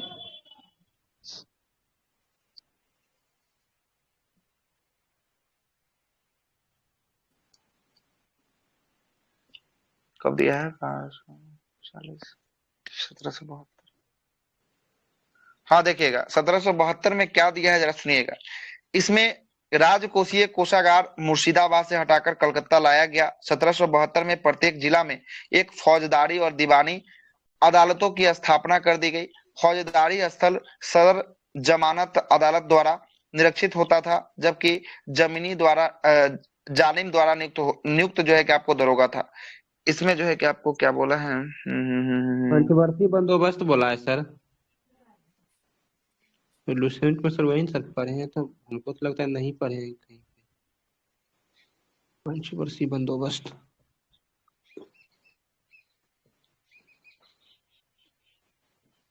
नहीं, इसके बारे में चर्चा नहीं किया। पंचवर्षीय का कहीं जो है कि आपको चर्चा क्राउन में दिया है, लेकिन पंचवर्षीय बंदोबस्त क्राउन में दिया है। अच्छा क्राउन में दिया है। हम देखे वारेन हेस्टिंग्स देखे थे, हमको लगा कि इसमें दिया होगा, इसलिए पेज नंबर 42 में वारेन हेस्टिंग्स के बारे में चर्चा है, इसलिए हम यहाँ पे पेज नंबर 42 जो है कि आपको लिखे हुए थे, है ना। क्राउन तो क्राउन में दिया, इसीलिए तो इस बार जो है कि सब ऑर्डिनेट के रूप में जो है कि दूसरे बुक को भी लेके चले हैं। कुछ ऐसा मैटर है जो लुसेंट में है, जो कुछ ऐसा मैटर जो है कि आपको क्राउन में एक्स्ट्रा कुछ फैक्ट लुसेंट में दिया है, कुछ एक्स्ट्रा फैक्ट जो है कि आपको क्राउन में दिया है, इसलिए दोनों बुक को इस बार लेके चले हैं। और दोनों बुक तो आपको कहीं ना कहीं से तो आपको दोनों फैक्ट तो आपको दोनों बुक का मतलब कि 2-2 बार आपका रिवीजन है एक ही चीज का। अगर मॉडर्न कीजिएगा तो एक बार इससे कीजिएगा, एक बार उससे कीजिएगा, दोनों में कहीं ना कहीं जो भी डिफरेंस होगा सामने आ ही जाएगा, है ना। इसलिए दोनों बुक को इस बार रखे हैं, ठीक है। वारेन हेस्टिंग्स इसका राइट आंसर जो है कि आपका होने वाला है। अगला प्रश्न पे आते हैं। अगला प्रश्न क्या है? दक्षिण पूर्व तट पर अंग्रेजों के द्वारा पहली कोठी का स्थापित कब किया गया? कब किया गया स्थापित? सही है, 1600 जो है कि आपको कितना था? 1611 में जो है कि आपको किया गया था मसूलीपट्टनम में। कहाँ पे? मसूलीपट्टनम में किया गया, ठीक ना। 1611 होगा सर। अच्छा 11 हम 8 में लगा दिए क्या? 11 में होगा, ठीक ना, 11 में होगा, ठीक है, 11 में होगा मसूलीपट्टनम, ठीक है। इसका हाँ अभी पेज नंबर 40 में जो है कि आपको दिया हुआ है। कितना में दिया है? पेज नंबर 40 में साफ साफ लिखा हुआ है ये, ठीक ना। पेज नंबर 40 में साफ साफ नोट में करके ये लिखा हुआ है। नोट में करके देखिएगा कि पूर्वी तट पर अंग्रेजों ने अपना पहला व्यापारिक कोठी मसूलीपट्टनम में 1611 में खोला, जबकि पश्चिमी तट पर सूरत में 1613 में खोला। व्यापारिक कोठी की स्थापना हुआ और पहली बार 1608 में व्यापारिक कोठी का स्थापना करने का प्रयास सूरत में किया गया था। ये लिखा है नोट में, देखिएगा पेज में उसी के पास जो है कि आपको लिखा होगा सारा बात। मेरे वाले लूसेंट में तो 43 पेज में तो अभी विजयनगर है वो। अच्छा आपके विजयनगर साम्राज्य आगे जाइए एडिशन दूसरा होगा, तो न्यू वाला होगा उनका लगता है या हाँ तो आगे जाइए। 5-6 साल पुराना है, 5-6 साल पुराना है। तो आप खोज लीजिए आधुनिक भारत का, आधुनिक भारत खोजिएगा, आधुनिक भारत का उत्तरकालीन मुगल काल देखिएगा, उसके बाद जो होगा ना, उसके बाद उसी में देखिएगा एक पेज, हाँ एक पेज जो है कि आपको गवर्नर नहीं मैसूर के युद्ध से जो है कि आपको पहले वाला पेज में जो है कि आपको दिख जाएगा, ये है ना, बंगाल का जो है कि अधिपत्य से पहले वाला में आपको दिख जाएगा। ये जरूर लिखा होगा, अगर आपके पास बुक है तो जरूर मिलेगा ये आपको, ठीक है, खोजने का प्रयास कीजिए, मिलेगा। अगला प्रश्न पेज नंबर 49 से लुसेंट से ये भी प्रश्न को 1611, ठीक है। अगला प्रश्न है कि 1857 की क्रांति में औपचारिक शुरुआत कब हुई थी? औपचारिक शुरुआत 10 मई 10 मई से जो है कि इसका औपचारिक शुरुआत जो है कि आपको 10 मई से हुआ था। इससे पहले थोड़ा सा कांड पे चर्चा कर लेते हैं। 1856 में जो है कि आपको न्यू एनफील्ड राइफल जो है कि आपको शामिल कर दिया गया था किसके स्थान पे? कौन सा बंदूक को चेंज करके? ब्राउन्स बेन के स्थान पे, किसके स्थान पे? ब्राउन्स बेन के स्थान पे न्यू एनफील्ड राइफल को जो है कि आपको शामिल कर लिया गया था। और उसी में जो है कि बता दिया गया था जो कारतूस होता है उसको जो है कि छीलने के लिए जो होता है ना, वो छीलने दांत से आपको छीला जाता था। उसमें बताया गया है चर्बी युक्त जो है कि आपको कारतूस जो है कि आपको बनाया गया है।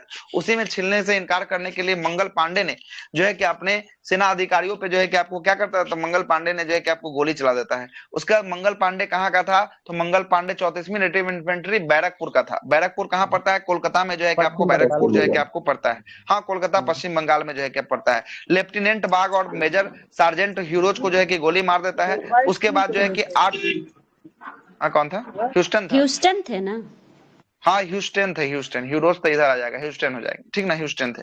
उसके बाद इनको फांसी दे देता है। कब? 8 अप्रैल 1857 को जो है कि मंगल पांडे को फांसी दिया जाता है। उसके बाद थोड़ा दिन रुकता है। 8 अप्रैल के बाद फिर मई का महीना आता है। मई में 10 तारीख को जो है कि फिर से भड़क जाता है। 10 तारीख को उत्तर प्रदेश के मेरठ छावनी से जो है कि भड़कता है। और ये जो है कि आपको कहाँ चल जाता है? तो ये जाकर सब दिल्ली जाकर इंतजार करता है। दिल्ली पहुंच जाता है। 12 तारीख को दिल्ली पहुंचता है। 10 को चलता है मेरठ से, 12 तारीख को दिल्ली पहुंचता है। अब दिल्ली जाने के बाद बहादुर शाह द्वितीय को जो है कि आपको क्या करता है? सेनापति संयुक्त जो है कि आपको घोषित कर देता है ना, सेना अध्यक्ष घोषित कर देता है। और उस समय बहादुर शाह जफर का जो है कि सेना अध्यक्ष कौन था? तो बख्त खान जो है कि आपको हुआ करता था, ठीक ना? उसके बाद जो है कि विभिन्न क्षेत्रों से ये फिर विद्रोह जो है कि आपको चालू होता है, जिसमें दिल्ली हो गया, लखनऊ हो गया, कानपुर हो गया, ग्वालियर, झांसी, बिहार, पटना, है ना, इलाहाबाद, बरेली, फैजपुर इत्यादि से जो है कि आपको चलते हुए ये जो है कि अंतिम रूप से फिर दमन होता है। फिर जो है कि आपको कंपनी का शासन समाप्त करके महारानी विक्टोरिया के हाथों में जो है कि शासन का अधिपत्य जो है कि आपको सौंप दिया जाता है। और एक दिन के लिए इलाहाबाद को भारत की राजधानी बनाई जाती है। लॉर्ड कैनिंग इसकी घोषणा पत्र को पढ़ते हैं, ठीक है? चलिए, बहुत बढ़िया। 1857 का जो विद्रोह था वो साउथ इंडिया में भी हुआ था। साउथ इंडिया से संबंधित नहीं आपको देखने को मिलेगा, बहुत कम ही क्षेत्र में हुआ था। लेकिन जो भी हुआ था ना, ये नॉर्थ इंडिया में ही आपको देखने को मिल रहा है, ठीक ना? नॉर्थ इंडिया पूरा तरीका से प्रभावित हुआ था। और थोड़ा थोड़ा आपका नाम जो है कि असम का आएगा, असम में आएगा, ये सब का थोड़ा थोड़ा जो है कि आपको नाम आता है। नॉर्थ इंडिया का तो आपको नाम नहीं देखने को मिला। हाँ, असम से।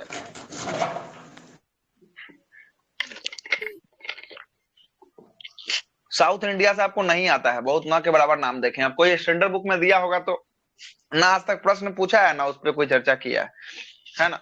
कृषक और वो तो मतलब साइलेंट ही थे पूरे। था सर। इसमें जो है ना, इसका असफल होने का सबसे बड़ा कारण था कि सब अपने लिए लड़ रहा था, संयुक्त रूप से कोई नहीं लड़ रहा था। सबसे बड़ा ये काम था, है ना? सबको लग रहा था कि हम्मर फायदा हो, हम्मर फायदा हो, हम्मर फायदा हो। सब कोई इकट्ठा रूप से अगर उस समय लड़ा था ना, तो उसी समय काम तमाम था। लेकिन सब अपने अपने फायदा के लिए लड़ रहा था। हाँ, मिडिल क्लास और वो सब कृषक इस पर कुछ नहीं बोल रहे थे। मिडिल क्लास क्या, बड़े वर्ग के भी इसमें शामिल नहीं हुए थे, है ना? राजा महाराजा जो है कि जिनको जो है कि आपको कर दिया गया था पेंशन, हाँ ना, वो सब भी थोड़ा बहुत जो है कि आपको शामिल थे। वहां पे देखिएगा तो ये जो है कि आपको बेगम हजरत महल जो है कि आपको, है ना, ये भी जो है कि आपको शामिल थी। इनको जो है कि बाद में था, है ना, इनको जो है कि बाद में भागना पड़ा। ये सपोर्ट किया था इंडिया में, मतलब वैसे और कोई राजघराना सपोर्ट किया था अंग्रेजों का? ना, उसी का नाम तो आता है। ऐसे तो देखिए, बड़ा घराना तो बहुत सारा सपोर्ट किया था। सब बड़ा घराना कोई इसमें भागे नहीं लिया था। जो भी लिया था ना, सब छोटा छोटा जो है कि आपको लिया था। कृषक वर्ग के कुछ क्षेत्र से लिए थे, है ना? कुछ जो है कि आपको क्या था, तो वो दत्तक पुत्र को जो है कि आपको संपत्ति देने की बात नहीं चल रही थी, इसके लिए भी कुछ भाग लिए थे। जैसे नाना साहब को देखिएगा, है ना, बाजीराम का ये दत्तक पुत्र था, है ना? ये जो है कि आपको बाद में ये भी आपको नेपाल भाग जाता है, बहुत दिक्कत होती है ना? रानी लक्ष्मीबाई की बात करेंगे, झांसी से जो लड़ रही थी, ये इनका जो है कि आपको कौन था, दत्तक पुत्र था दामोदर राव। इनके लिए ये लड़ रही थी। इनको जमीन जायदाद का बात नहीं कर रहा था, दत्तक पुत्र का कोई कंसेप्ट नहीं था, है ना? इसीलिए, है ना, इसीलिए सब अपना अपना पर्सनल लड़ रहा था। जो भी लड़ रहा था ना, सब अपना अपना पर्सनल लड़ रहा था, कोई संयुक्त रूप से नहीं लड़ रहा था। और सबसे बड़ा कारण जो है कि यही उभरा है। चलिए आगे चलते हैं, नहीं तो बहुत समय अभी चर्चा करने लगे तो फिर रुकेंगे नहीं। चलिए अगला है कालिदास के रचयिता। ये भी लुसेंट से लेखक वाला टॉपिक उठाइएगा ना, वहां से प्रश्न देखने को मिलेगा, है ना? कालिदास की रचना बाल्मीकाग्निमित्र। मालविकाग्निमित्र का संबंध किस वंश से है? शुंग वंश से संबंधित है। किस वंश से? शुंग वंश से जो है कि आपको संबंधित है ना? मालविकाग्निमित्र में किसकी रचना, ये किसका कहानी है इसमें? प्रेम कहानी। हाँ, मालविका और मालविका का और किसका है? अग्निमित्र। अग्निमित्र। अग्निमित्र का है, सही है, मालविका अग्निमित्र। किसी के मतलब दरबार में रहे थे क्या? कालिदास रत्नों में से एक थे उनके। हाँ इसके नवरत्न थे। अकबर में थे ना कालिदास। अकबर के नवरत्न, अकबर के कहाँ से जाएंगे? गए थे बनाने के लिए, लेकिन चंद्रगुप्त द्वितीय के दरबार में थे ये। चंद्रगुप्त द्वितीय या चंद्रगुप्त मौर्य के दरबार में कालिदास नवरत्न में से एक शामिल थे, ठीक ना? नवरत्न में से एक जो है कि आपको शामिल थे, ठीक ना? मौर्य नहीं, द्वितीय। अकबर बोल रहे हैं, ठीक है सर। अगला, निम्नलिखित में से कौन सा एक जो है कि विशिष्टा एकता व्यवस्था से संबंधित है? एकता व्यवस्था से जो है कि आपको संबंधित नहीं था। कौन नहीं था एकता व्यवस्था से संबंधित? एकता से राजस्व खत्म जाता था। इसका आंसर लिया ऑप्शन नंबर डी जो है कि जाता था, वो था जो जमीन इसमें का लिया कुछ हिस्सा दिया जाता था इसका उनको। जो है ना एकता से एकत्रित राजस्व सीधे सुल्तान के खाते में जाता था। ये जो है कि आपको नहीं जाता था। ये भी लुसेंट का पेज नंबर 23 में जो है कि आपका उठाया गया है। लुसेंट के पेज नंबर 23 से जो है कि आपका ये उठाया गया है। एकता व्यवस्था किसके? इल्तुतमिश के काल में जो है कि आपको ये चालू हुआ था। किसके काल में चालू हुआ था? इल्तुतमिश के काल में जो है कि आपको चालू हो गया था, ठीक ना? और इल्तुतमिश जो है कि आपको कौन मरता है तो इल्तुतमिश शासन करता है। तो ऐबक जब मरता है ना, कुतुबुद्दीन ऐबक मरता है, उसके बाद इल्तुतमिश का जो है कि आपको शासन काल जो है कि आपको चालू होता है, ठीक ना? इल्तुतमिश जो है कि आपको दिल्ली की गद्दी पे 1211 में जो है कि आपको दिल्ली की गद्दी पे बैठता है ना? उसके बाद जो है कि इसके द्वारा कुतुब मीनार का निर्माण भी इल्तुतमिश के द्वारा करवाया जाता है। पहला शुद्ध अरबी का सिक्का भी जारी किया जाता है, जिसमें टांका रहता है चांदी का और आपको जीतल रहता है तांबा का। जीतल आपका किसका रहता है? तांबा का, और टाका आपका रहता है चांदी का। एकता प्रणाली का भी शुरुआत इल्तुतमिश के द्वारा किया गया है ना? उसके बाद दिल्ली में अमीरों पर अमीरों दल का भी जो है कि आपका जो है कि दमन किया था। उसके बाद तुर्कान चियलगानी का भी जो है कि आपको गठन किया था इल्तुतमिश। और इसी तुर्कान चियलगानी का सदस्य था कौन? बलबन था, है ना? बलबन था जो आगे था, अमीरों को पनाह दिया था ना वो, तो 40 ईस्वी में बनाया किया था। अमीरों का दमन बलबन ने किया था। दमन किया था। नहीं, बलबन किया था। नहीं, दमन लुसेंट में साफ बॉक्स बना के लिखा है, ठीक ना? इल्तुतमिश ने गठन किया था ना, ये गठन किया था। 40 दल का गठन, अमीरों का दमन में आपको अंतर नहीं लग रहा है? हम बोल रहे हैं अमीरों का दमन बोल रहे हैं, आप 40 दल को मान रहे हैं क्या? तो झुंड था ना वो, एक क्या बोलते हैं, अमीरों का ही तो था। झुंड का जो है कि ना दमन जो है कि आपको किया है इल्तुतमिश के द्वारा। अब 40 दल का जो है कि आपको दमन किया है, 40 दल का जो है कि आपको तुर्कान चियलगानी का समाप्त किया है, बलबन के द्वारा समाप्त किया है ना? और उसके बाद जो है कि बलबन तुर्कान चियलगानी को समाप्त किया और सिजदा और पाबोस प्रथा को जो है कि शुरुआत किया, है ना? सिजदा पाबोस प्रथा को, ठीक है? जिनका आ रहा बंद कर लीजिए या साइलेंट कर लीजिए। आएगा अगले प्रश्न पे आते हैं। अगला प्रश्न जो है कि आपका भक्ति किनका प्रश्न आ रहा है? बंद कर, म्यूट कर लीजिए। आइए, भक्ति संस्कृति की शुरुआत हुई थी किस काल में हुई थी? ये जो है कि आपको 15वीं 16वीं शताब्दी में जो है कि आपको हुई थी। कब हुई थी? 15वीं। किनका आ रहा है? बंद कर लीजिए। पेज नंबर ये 30 पर जो है कि आपको देखने को मिलेगा। कितने पर? पेज नंबर 30 पे भक्ति आंदोलन देखने को मिलेगा, है ना? उसमें जो है कि ये बात जो है कि आपको लिखा हुआ मिल जाएगा। किनका आ रहा है भाई कॉल? अरे भैया कोई बंद कर लीजिए, जिनका आ रहा है। पता भी तो चल रहा था, हम भी बंद कर दे। चलिए अगला प्रश्न है भाई साहब, किनका है? कोई आदमी को पता चल रहा है तो बताइए ना जी, म्यूट कर दे उनको। पता नहीं चल रहा है। सब लोग अपना अपना बंद कीजिए तो माइक अपने पता चल जाएगा किनका। अभी भी हो रहा है, मतलब किसका माइक ऑन है अभी भी? दीपक सूर्या। अच्छा, तो उन्हीं की तरफ से हो रहा है। क्या हो, आपको बोल रहे हैं बंद कीजिए, बंद कर लीजिए, देख लीजिए, जब फोन आता है तो बंद कर लीजिए माइक को, ठीक है? आगे आते हैं। अगला प्रश्न है कि निम्नलिखित में से कौन सा स्थल घग्गर नदी और उसके सहायक नदियों की घाटी में स्थित था? कौन सा था? ये सिंधु घाटी सभ्यता का था। लोथल था। क्या था? 46 नंबर है ना? 46 का जो है कि बर्णवाली हो गया। क्या हो जाएगा? बर्णवाली हो जाएगा। हाँ, ठीक है। लोथल तो भोगवा में लोथल था आपको भोगवा के किनारे था। भोगवा के किनारे था। आलमगीरपुर हिंडन के किनारे। मोहनजोदड़ो सिंधु। सिंधु के किनारे था। ठीक है, बनवाली जो है कि आपको घगर नदी के किनारे था, है ना। बनवाली कहाँ पड़ता है भारत में? हरियाणा। हरियाणा। हरियाणा में। लोथल गुजरात में। लोथल गुजरात में। आलमगीरपुर उत्तर प्रदेश में।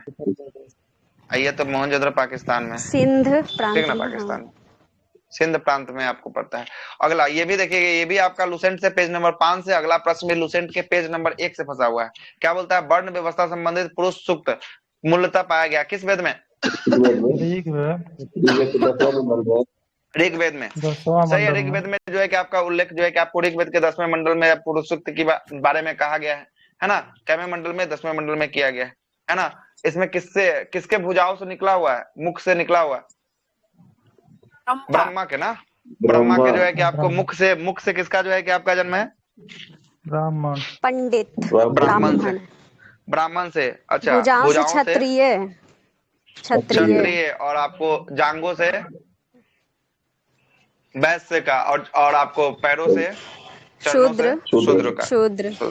ठीक, शूद्र का। चलो अगले प्रश्न पे आते हैं। अगला प्रश्न 48 नंबर प्रश्न है, निम्नलिखित में से कौन सा गटकरी विद्रोह का केंद्र था? गटकरी विद्रोह का कौन सा केंद्र था? पेज नंबर 48 पे जो है कि आपको कोल्हापुर महाराष्ट्र। कौन सा है? कोल्हापुर जो है कि आपका महाराष्ट्र का। गटकरी विद्रोह का जो है कि आपका केंद्र कौन था? तो कोल्हापुर, ये महाराष्ट्र का था। कोल्हापुर पश्चिमी घाट में होने वाला ये विद्रोह था, गटकरी विद्रोह। ठीक ना। और महाराष्ट्र के कोल्हापुर क्षेत्र में जो है कि आपको इसी चीज का है। ये एडुटेरिया का सेट चल रहा है। किसका है? एडुटेरिया का जो मार्केट में सेट अवेलेबल है वही सेट का सॉल्यूशन चल रहा है। ठीक है, प्रीवियस ईयर नहीं। एग्जैक्टली डेट अगला कब था? क्या कब हुआ था कोल्हापुर का गटकरी विद्रोह का? एक मिनट देख के बता देते हैं। पेज नंबर 48 देख लेते हैं गटकरी कब हुआ है।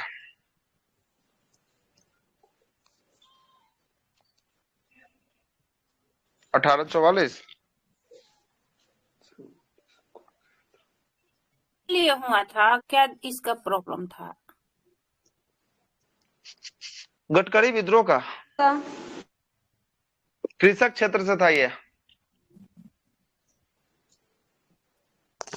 कृषक क्षेत्र 1848 1848। हाँ, एक आपका महाराष्ट्र में हुआ, दक्कन भी हुआ है। दक्कन कहाँ हुआ है? दक्कन भी आपका महाराष्ट्र में ही हुआ है। ठीक ना, महाराष्ट्र में हुआ, दक्कन भी आपका हुआ है। 48 होगा सर कि 44 होगा सर? 1844 इसमें नहीं दिया। कंफर्म कर लीजिए, देखिए तो क्या है, गूगल क्या दे रहा है। 44 से 45 होगा। 1844 दे रहा है। हाँ, 44 ही दे रहा है। जी 44 ही आपका दे रहा है। ठीक है, 44 होगा। अगला प्रश्न है कि दिए गए विकल्पों में सर्वप्रथम किस कॉलेज की स्थापना किया गया? सर्वप्रथम किस कॉलेज की स्थापना किया गया? 49 Lord Mayo college. Hindu college का स्थापना हुआ है। सही है, हिंदू कॉलेज का स्थापना राजा राम मोहन राय ने 1817 में कब किया था? 1817 मेयो कॉलेज कब हुआ था? 1817। मेयो कॉलेज 1875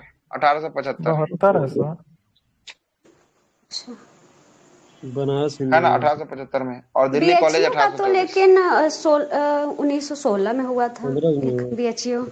ये हिंदू कॉलेज है। ये हेवी डेयर के सहयोग से जो है कि आपको खोला गया था, है ना। राजा राम मोहन राय ने आधुनिक शिक्षा में सबसे बड़े प्रचारक के रूप में एक थे। इन्होंने 1817 में हिंदू कॉलेज की स्थापना डेविड हेयर तथा अलेक्जेंडर टफ के साथ मिलकर जो है कि आपको खोला था।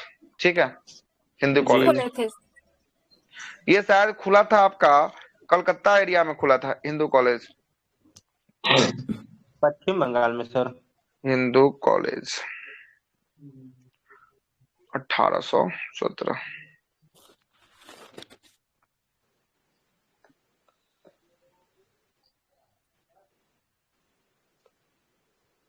कहाँ था?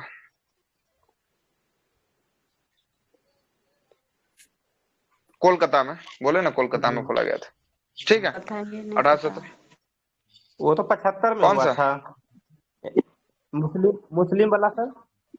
अच्छा, ये एंग्लो कॉलेज 75। हाँ वही सर, 1875 सर। तो ये जो ये बनारस वाला है उसका नाम क्या था उस टाइम? वो बनारस हिंदू विश्वविद्यालय था, है ना। विश्वविद्यालय था कॉलेज। हाँ, हिंदू कॉलेज था, बनारस हिंदू कॉलेज था, है ना, नाम से ही खोला गया था। अगला अगला प्रश्न देखिए, पॉलिटी आ गया सब अपने क्लास से। कौन सा? सर अजमेर में हुआ था। 1872 लॉर्ड मेयो के काल में। नहीं सर 75 सही है सर, 75 ही होगा, 75 सही होगा। 75 तो दिया हुआ है, अभी ना बताया। 72 था। अरे मेयो कॉलेज 72 में हुआ था। नहीं सर 75 में हुआ था। अरे 75 दिया हुआ है, निकालो। देख लीजिए एक बार, हाँ, गूगल देख लीजिए एक बार क्या बोल रहा है। 75 ही दे रहा है, ठीक ना, 75 ही आपको दे रहा है। 69 से 72 था सर, 3 साल का। अरे रुकिए देख ही लेते हैं, आप लोग इतना चर्चा कर रहे थे। वही ना। जो बनारस बोल रहे हैं सर ना, उसका नाम सेंट्रल हिंदू कॉलेज था। एनी बेसेंट ने किया था 1898 मृत्यु भी हुआ था सर। हाँ 69 से 72 इसका शासनकाल था मेमो का। तो 75 में कैसे हो जाएगा? यहाँ भी दे रहा है 1875 में दे रहा है 75 सही है सर। सर 75 में चालू हुआ होगा, लेकिन 72 में ही मतलब हुआ था उसको स्थापना हम हुआ इसमें था। डाले मेयो कॉलेज की स्थापना कब की गई, तो 1875 में दिखा रहा है। अब आगे आप लोग जैसा बोलिए, है ना। सही है सर, सही है, आगे बढ़ाइए ना, आगे बढ़िए, सही है। ठीक है, 1875 ही आपको दिखा रहा है। वो बनारस हिंदू कॉलेज थोड़ी ना था। और जो बनारस बता रहे हैं, बनारस हिंदू कॉलेज थोड़ी ना था, वो सेंट्रल हिंदू कॉलेज था। और एनी बेसेंट किए थे 1898 में। फिर उसी को मालवीय जी ने पुनरुद्धार करके BHU की स्थापना थे वो 17 में। अरे वो BHU का 1916 में किए थे। BHU का 1916 में ना हुआ था ना। 1916 में सेंट्रल हिंदू कॉलेज के नाम से किए थे। सेंट्रल हिंदू कॉलेज के नाम से। हाँ, फिर उसी को 1916 में मदन मोहन मालवीय जी बनारस विश्वविद्यालय किए। अच्छा अच्छा, उसका नाम जो है कि परिवर्तित हुआ था ना। जी जी। अच्छा चलिए ठीक है, तो ये हो ही गया। आइए अगले प्रश्न पे आइए। अगला प्रश्न है कि हिंदू विधवा पुनर्विवाह अधिनियम कब पारित हुआ था? 56 में। चलिए 1856 में जो है कि आपको आया था। कब आया था? 1856 में आया था, लॉर्ड कैनिंग के समय में। 1856 लॉर्ड कैनिंग के समय में आपको हुआ था। लेकिन वही बात करेंगे, नेटिव मैरिज एक्ट किसके समय में आया था? नॉर्थ ब्रुक के समय में आया था। किसके समय में आया था? नॉर्थ ब्रुक के समय। शारदा एक्ट की बात करेंगे, किसके समय में आया था? इरविन के समय में आया था। किसके समय में आया था? इरविन के समय में आपको शारदा एक्ट आया था। जबकि सती प्रथा पर प्रतिबंध किसके समय में लगाया गया था? William Bentinck, Lord William Bentinck के का। शिशुबद्ध प्रतिबंध बेलेजली के काल में। शिशु बेलेजली के काल में। अगला है दांची ग्राम राष्ट्रीय उद्यान। कहाँ दांची ग्राम किसके लिए प्रसिद्ध है? हंगुल के लिए। हंगुल। दांची ग्राम कहाँ है? ये दांची ग्राम जम्मू कश्मीर। जम्मू एंड कश्मीर, ठीक ना, जम्मू कश्मीर में। चलिए ये भी आपका पेज नंबर 127 से फंसा हुआ है। सरकार द्वारा जो है कि आपको जैव विविधता अधिनियम कब पारित कर दिया गया? जैव विविधता अधिनियम 2002 में आया था। सही है, 2002 में जो है कि आपका जैव विविधता अधिनियम 2002 में जो है कि आपको लाया गया था। ठीक है, 2002 इसका राइट आंसर हो जाएगा, है ना। लेकिन पर्यावरण संरक्षण अधिनियम की बात करेंगे, कब आया था? 1986 में। 1986 में। अगला प्रश्न, निम्नलिखित में से किस वृक्ष को अल्प वृक्ष के नाम से जाना जाता है? कल्प वृक्ष के नाम से जाना जाता है। किसको जाना जाता है कल्प वृक्ष के नाम से? नारियल को जो है कि आपको कल्प वृक्ष के नाम से जो है कि आपको जाना जाता है। नारियल का खाने योग्य भाग कौन सा होता है? भूर्ण कोश होता है। कौन सा होता है? भूर्ण कोश जो होता है आपको खाने योग्य भाग होता है। अगला प्रश्न है कि नीलापट्ट पक्षी विहार कहाँ है? नीलापट्ट पक्षी विहार आंध्र प्रदेश। ये आंध्र प्रदेश में। कहाँ पे? नीलापट्ट पक्षी विहार की बात करेंगे, ये आंध्र प्रदेश में। ये भी किसी को नीलापट्टू भी लिखता है। हाँ, नीलापट्टू है ना, नीलापट्टू आंध्र प्रदेश में है ना। उसका घना पक्षी विहार की बात करेंगे, भरतपुर राजस्थान में जो है कि आपको देखने को मिलेगा। सुल्तानपुर आपको हरियाणा में, है ना। सलीम अली जो है कि पक्षी विहार जो है कि आपको गोवा में देखने को मिलेगा, है ना। और बिहार में भी आपको पक्षी अभ्यारण्य है। कौन सा है? गोगाबिल कहाँ है? कटिहार में। और नागा नटकी कहाँ है? जमुई। पक्षी विहार, हाँ ये भी जमुई में है। या नागा नटकी में जो है कि आपको आता है प्रवासी पक्षी जो है साइबेरिया से निवास करने आता है। ठीक है, आगे चलिएगा। अगला, सामुदायिक पर्यावरण के सुरक्षा के लिए हेलसिंकी सम्मेलन कब आयोजित हुआ? बहुत बार पूछा गया प्रश्न। हेलसिंकी सम्मेलन 1974 में जो है कि आपको हेलसिंकी सम्मेलन जो है कि आपको आयोजित किया गया था। और इस सम्मेलन का जो है कि मुख्य उद्देश्य क्या था? सामुद्रिक पर्यावरण की दिशा में बेहतर कार्य को करना इसका जो है कि आपका मुख्य उद्देश्य था। हेलसिंकी सम्मेलन 1974। पर्यावरण दिवस मनाना स्टार्ट हुआ था क्या? हाँ, पर्यावरण 74 दिवस में जो है कि ना? आपको मनाया 1974 से पहली बार, है ना। अगला वो तो 5 जून का स्थापना हुआ था सर, पर्यावरण स्थापना हुआ था, लेकिन मनाना स्टार्ट स्थापना ना हुआ 74 से था, हुआ था। मनाना हुआ था 74 से। 74 से मनाना शुरू हुआ था, स्थापना की तो अलग बात हो गई, है ना। अगला देखिएगा, पंचायतों की शक्ति और उत्तरदायित्व कल ही आपको करवाए हैं ये प्रश्न 4 बजे वाला क्लास में। नौवीं मेरे यहाँ स्क्रीन नहीं दिख रहा है। क्या स्क्रीन नहीं दिख रहा है? ऐसा आप लोग के साथ भी हो रहा है? तो आपके यहाँ दिक्कत होगा। 9वीं अनुसूची में है कौन? 9वीं अनुसूची कैसे होगा? 11वीं कैसे बोल रहे हैं? भाग 9 होगा, कौन होगा? भाग 9 होगा, है ना। अनुसूची जो है कि आपका 11 होगा, है ना। अनुच्छेद 40 होगा, 243 होगा पंचायतों के लिए, 40 और 243 होगा, ठीक ना। और विषय की बात करेंगे, हाँ विषय की बात करेंगे, कितने कार्यक्षेत्र को रखा गया है? 29 कार्यक्षेत्र को रखा गया। संविधान संशोधन कौन सा था? 73वां नंबर का। कौन सा था? 73वां नंबर पंचायती राज्य के लिए 73वां, ठीक है, 73वां था। अगला प्रश्न है, मनोरंजन, लोक स्वास्थ्य एवं सिंचाई किस सूची के अंतर्गत आता है? ये भी हम आपको बता दिए, कल ही बताएं। राज्य सूची के अंतर्गत है, सही है। राज्य सूची के जो है कि आपको अंतर्गत आएगा। राज्य सूची पर कौन कानून बनाएगा? राज्य सरकार दोनों बनाएगा। अवशिष्ट सूची पे कौन बनाएगा? संघ सरकार। क्या बोले? केंद्र। चलिए, केंद्र सरकार जो है कि आपको अवशिष्ट सूची पे बनाएगा। अवशिष्ट सूची कहाँ से लिया गया है? कनाडा के संविधान से लिया गया है, सही है। कनाडा। असंघ सूची में 100 विषय और राज्य सूची में 61 विषय, असमवर्ती सूची में 52 विषय, ठीक है, समवर्ती सूची में 52 विषय।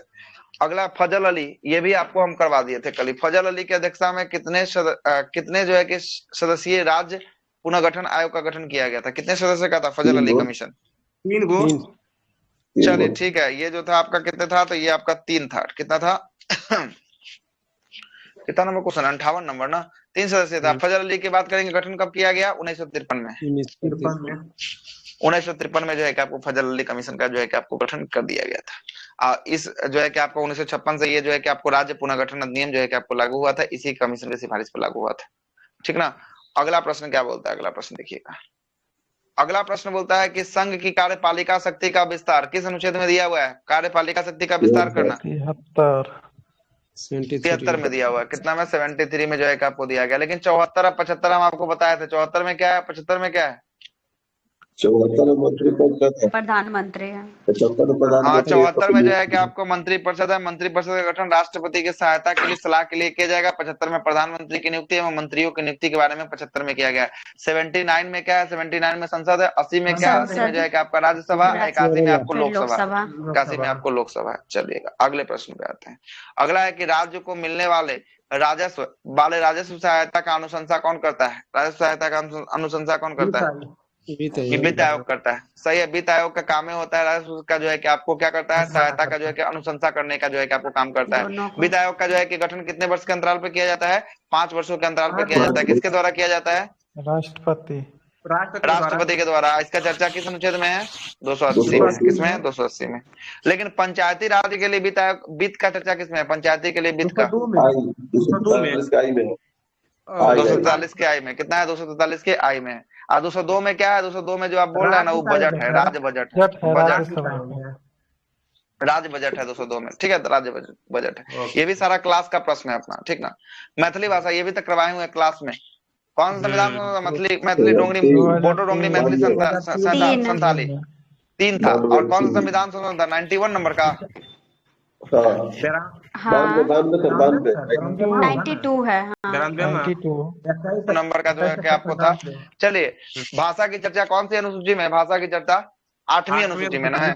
8वीं अनुसूची में भाषा की चर्चा है। मूल संविधान में 14 को था, वर्तमान में 22 को है। 8 को मतलब नया जुड़ा है। तो 15वीं भाषा के रूप में सिंधी को 21वां संविधान संशोधन अधिनियम 1967 के तहत, ठीक ना। दूसरा जो है कि आपका 3 कोंकणी, मणिपुरी और नेपाली 71वां संविधान संशोधन 92, और तीसरा में 4 92वें संविधान संशोधन 2003 में बोडो डोंगरी, मैथिली संथाली, ठीक है, संथाली।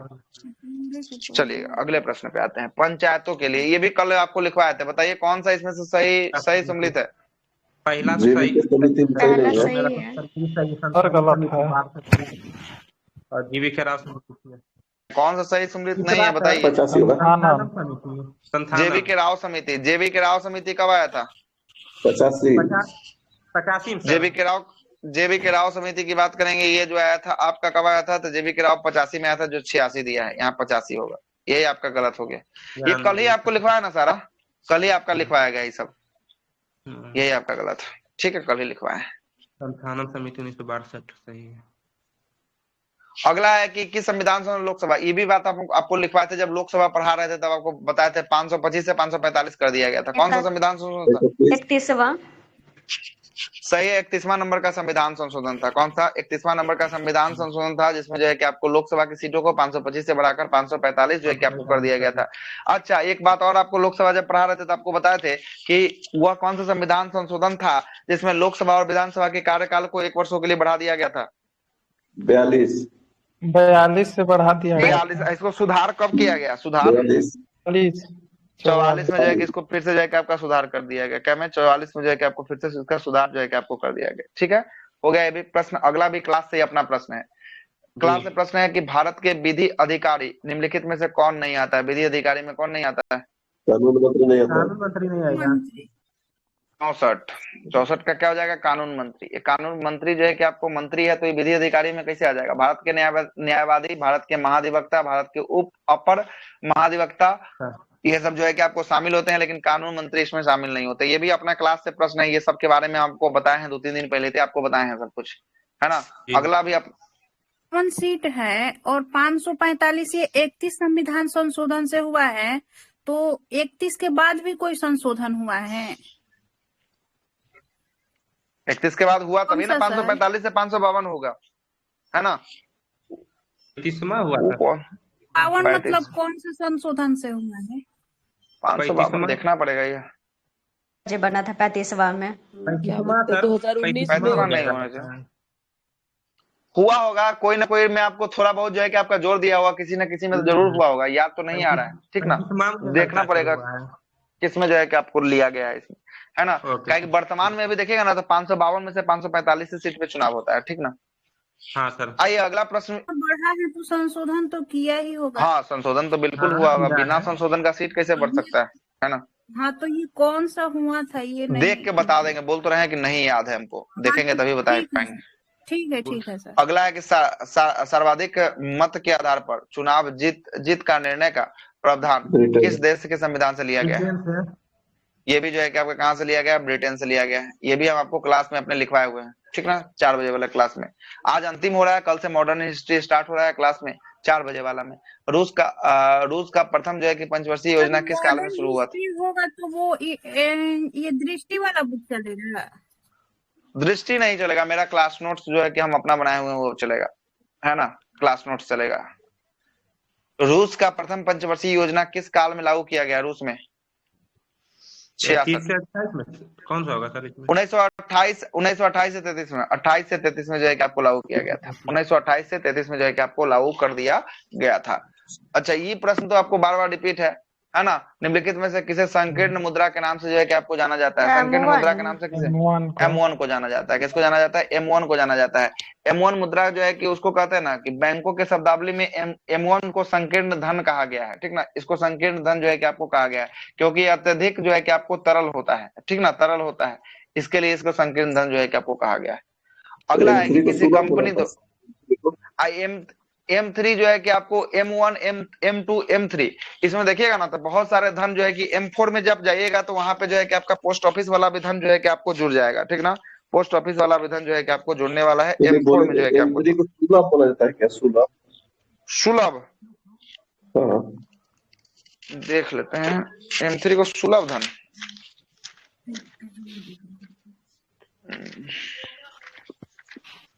मुझे याद है कि कहीं ना कहीं तो सॉल्यूशन करवाए थे।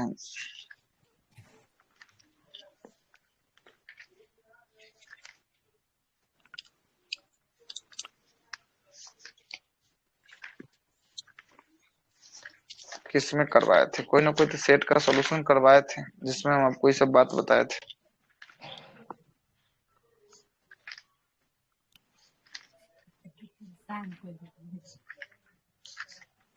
पता नहीं कौन सा सेट था, याद भी नहीं आ रहा है ना। पूरा लिखा हुआ था उसमें, इसी में का था क्या, सेट नंबर 2 था, हमको अंदाज से शायद याद आ रहा है। ग्रुप में पीडीएफ भेजे थे लेकिन याद नहीं रहता है ना।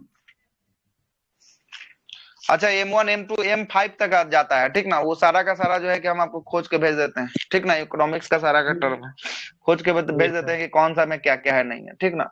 अगला प्रश्न सुनिए, अगला प्रश्न है कि किस कंपनी के द्वारा अपने शेयर की बिक्री आम जनताओं के लिए पहली बार किया जाता है, उसे क्या कहते हैं, आईपीओ आता है, किसी चीज का देखते हैं ना, आईपीओ आता है, क्या हो जाएगा इसका राइट आंसर, आईपीओ जो है कि आपको होने वाला है ना, आईपीओ। क्या होगा सर? आईपीओ जो है कि आपको क्या होता है, शेयर से संबंधित होता है, देखिए इसका फुल फॉर्म क्या होता है, आईपीओ फुल फॉर्म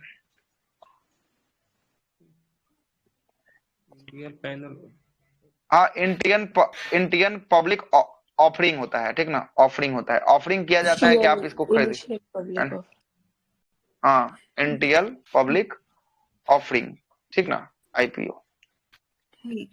अभी देखा थोड़ा दिन पहले एलआईसी का आईपीओ जो है कि आपको लॉन्च किया गया था, है ना। आईपीओ का मतलब क्या कि आप खरीद लीजिएगा तो उसके कंपनी के भागीदार जो है कि आप बन सकते हैं, है ना, भागीदार बन सकते हैं। आगे आते हैं 69वां नंबर प्रश्न, क्या बोलता है कि किसी मुद्रा का मूल्य में किसी विदेशी मुद्रा के समक्ष आधिकारिक तौर पर जो है कि आपको मूल्यह्रास किसे नाम से जाना जाता है, आधिकारिक तौर पे मूल्यह्रास किसके नाम से, अवमूल्यन हो जाएगा। अवमूल्यन का मतलब होता है क्या कि अपने मुद्रा को जो है कि आपको क्या कर देना, विदेशी मुद्रा की तुलना में गिरा देना, हाँ गिरा देना अवमूल्यन कहलाता है ना, अवमूल्यन अधिमूल्यन अवमूल्यन, ठीक है। विदेशी देशों की मुद्रा के तुलना में अपनी मुद्राओं को गिरा देना अवमूल्यन कहलाता है, लेकिन विमुद्रीकरण क्या कहलाता है, मुद्रा चेंज करना, मुद्रा हाँ, मुद्रा का जो है कि आपको पुरानी मुद्राओं को समाप्त करके नई मुद्राओं को जो है कि आपको चालू करना, ये विमुद्रीकरण जो है कि आपको कहलाता है। विमुद्रीकरण तभी किया जाता है जब काला धन की जो है कि स्थिति जो है कि ज्यादा हो जाती है देश में, तो विमुद्रीकरण जो है कि आपको कर दिया जाता है ना, विमुद्रीकरण कर दिया जाता है। इंडिया में अवमूल्यन कितना बार हुआ है? 3 बार हुआ है, 3 बार जो है कि आपको अवमूल्यन हो चुका है। हाँ, 49 में हुआ था पहली बार सर, 1949 में, 1966 में, और एक और हुआ है, कब हुआ, एक और हुआ है 1991, हाँ 1991 में किया गया। 1991 में ये थे, क्या नाम है इनका, मनमोहन सिंह, मनमोहन सिंह के समय, ठीक है, मनमोहन सिंह एलपीजी आया था उस समय। अगला प्रश्न है कि भारत का प्रथम कंप्यूटर साक्षर जिला कौन है, ये तो करेंटे का लग रहा है प्रश्न। हाँ सर, कौन, दुर्ग है क्या भारत सर? का पहला कंप्यूटर साक्षर जिला मलप्पुरम है, मल्लेपुरम, कौन हो जाएगा राइट आंसर, मल्लेपुरम हो जाएगा। ये मल्लेपुरम केरल का है, कहाँ का है, केरल का जो है कि आपको जिला है मल्लेपुरम, ठीक ना। अगला ये स्टैटिक का प्रश्न है कि प्रथम हॉकी विश्व कप का आयोजन कहाँ किया गया, प्रथम हॉकी विश्व कप का आयोजन कहाँ पे किया गया, स्पेन में जो है कि आपको आयोजित किया गया। और हॉकी में खिलाड़ी की संख्या क्या होती है, 11 गो खिलाड़ी होता है हॉकी में। हॉकी किस में खेला जाता है, ये फील्ड में खेला जाता है, फील्ड में खेला जाता है। अभी तो सर भुवनेश्वर में हुआ था ना, हाँ तभी हॉकी विश्व कप ना हुआ था ना, वर्तमान में ना। आगे चलते हैं, ब्यास सम्मान, और ब्यास सम्मान ये भी आपका स्टैटिक है, 1991 में शुरू हुआ है ब्यास सम्मान। ब्यास सम्मान की शुरुआत 1991 में ना हुआ है, है ना। अब ब्यास सम्मान अभी किसको मिला है, वर्तमान वाला आशा परेख, शंकरी को मिला है, व्यास ज्ञान चतुर्वेदी को मिला है, किसको मिला है, ब्यास सम्मान, हाँ ज्ञान चतुर्वेदी को मिला है, पागल खाना के लिए जो है कि आपको दिया गया, किसके लिए, पागल खाना के लिए दिया गया। अगला है अच्छा, शिव शंकरी को सरस्वती सम्मान मिला है 32वां नंबर का 2022 में, सूर्यवंशम के लिए जो है कि आपको दिया गया है। अब बिहारी पुरस्कार माधव हांडा को दिया गया है, बजरंग चोल पहाड़ सकीरे के लिए जो है कि आपको दिया गया है, ठीक ना। अगला प्रश्न है कि विंबलडन हॉकी, अच्छा विंबलडन हॉकी जीतने वाला प्रथम अश्वेत व्यक्ति कौन था, हॉकी कब हो गया, विंबलडन हॉकी होगा, विंबलडन टेनिस का टूर्नामेंट होता है, हॉकी दे रहा है, टेनिस होगा। अच्छा ये आर्थर एस हो जाएगा, ठीक है, ठीक है, यहाँ हॉकी की जगह टेनिस होना चाहिए, ठीक ना, क्या होना चाहिए, टेनिस। वही तो सोच रहे हैं कि टेनिस काहे के लिए दे दिया, यहाँ पे हॉकी काहे के लिए दे दिया। आर्थर एस जो है कि आपको हो जाएगा, ठीक ना, आर्थर एस, अमेरिका का खिलाड़ी, कहाँ का, अमेरिका का। अगला रावण वध पुस्तक के लेखक कौन है, रावण वध, वस्त भट्टी है। कौन है? वस्त भट्टी के द्वारा जो है कि आपको लिखा गया है। रावण वध जो है कि पुस्तक के लेखक जो है कि आपको वस्त भट्टी के द्वारा जो है कि आपको लिखा गया है ना। चलिए अगला प्रश्न है कि भदो भेदवाद वेदवाद का जो है कि प्रवर्तक कौन थे? इतना नया कुछ प्रश्न दिख रहा है। वेदवाद के भास्कराचार्य हैं। कौन है? भास्कराचार्य जो है कि आपको है, ठीक ना, भास्कराचार्य। वेदवाद के कौन है? भास्कराचार्य हैं। जबकि अद्वैतवाद की बात करेंगे, इसका कौन हो जाएंगे? शंकराचार्य। कौन हो जाएंगे? अद्वैतवाद शंकराचार्य। द्वैताद्वैतवाद कौन हो जाएंगे? निम्बकाचार्य। कौन हो जाएंगे? निम्बकाचार्य। द्वैतावाद के कौन हो जाएंगे? माधवाचार्य, है ना, माधवाचार्य। और अंचित भेदवाद के जो है कि आपको अंचित भेदवाद के बलदेव हो जाएंगे। कौन हो जाएंगे? बलदेव। अंतिम अंचित भेदवाद के बलदेव हो जाएंगे, ठीक है। ईसा लुसेंट में सर नए है ये ना, ईसा लुसेंट में न दिया। लुसेंट में जो ऊपर बोले ना, अद्वैतवाद, द्वैतवाद, अद्वैतवाद, है ना, विशिष्टाद्वैतवाद, ये सब का जो है कि आपको दिया हुआ है ना। आर्की बैक्टीरियम का एक समूह है जिसके उत्पादन के लिए प्रयोग में लाया जाता है। किसके उत्पादन में? बैक्टीरियम, मीथेन का। किसका? मीथेन के लिए जो है कि आपका इसका उपयोग जो है कि आपको किया जाता है। 1 बज गया, बाप रे, जल्दी कीजिए, टेस्टों का टाइम होगा आप लोग। प्राणियों में पोषण, श्वसन और संश्लेषण निम्नलिखित में से 3 प्रमुख गुण होते हैं। किसमें? उपापचय कैटाबॉलिज्म होता है। कैटाबॉलिज्म होता है, उपापचय हो जाएगा। अगला प्रश्न है 78। किसी द्रव में किसी पिंड को तैरना या डुबाना निर्भर करता है। किस पर निर्भर करता है? द्रव में पिंड को उसके घनत्व के अंतर पर, उसके घनत्व के अंतर पर जो है कि आपको निर्भर करता है। ऑप्शन नंबर सी इसका राइट आंसर हो जाएगा, उसके घनत्व के अंतर पर निर्भर करता है। अगला प्रश्न है निम्नलिखित में से कौन सा एक सदिश राशि है? कौन सा सदिश राशि आपको दिख रहा है? विस्थापन सर, देखिए विस्थापन और वेग, कोणीय वेग। चलिए, एक तो ये आपको रेखीय विस्थापन हो ही जाएगा, उसके बाद जो है कि कोणीय वेग भी हो जाएगा, और उसके बाद विद्युत धारा नहीं होगा, और चुंबकीय तीव्रता ये भी आपका हो जाएगा। नहीं, ये आपको नहीं होगा, चुंबकीय तीव्रता नहीं होगा, ठीक ना। ये जो है विद्युत धारा ही होगा। विद्युत धारा एक ही दिशा में ना, सदिश है तो दिशा तो आपको चाहिए ना। 1 और 2 और 4, 1 2 और 4, 1 2 और 4, ठीक, वही होगा इसका, ठीक है, 1 2 4 होगा। अगला प्रश्न है कि निम्नलिखित में से कौन सी तरंग प्रति फोटोन अधिकतम ऊर्जा ले जाती है? प्रति फोटोन अधिकतम ऊर्जा एक्सरे ले जाता है। कौन ले जाता है? एक्सरे जो है कि आपको लेके चला जाता है सबसे अधिक, ठीक ना, एक्सरे।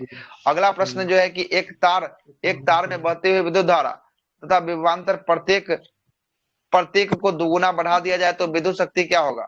विद्युत शक्ति पर क्या होगा? तो ये 4 गुना बढ़ जाएगी। कितना बढ़ जाएगी? 4 गुना जो है कि आपको बढ़ने वाली है विद्युत शक्ति। अगला है कि प्रतिरोध के संदर्भ में निम्नलिखित में से कौन सा जो है कि आपको कथन सही है? प्रतिरोध के संबंध में कौन सा कथन सही है? प्रतिरोध देखिएगा, प्रतिरोध हमेशा एक क्षेत्रफल के व्युत्क्रमानुपाती होता है। बिल्कुल सही है। प्रतिरोध जो है कि आपको क्या होता है?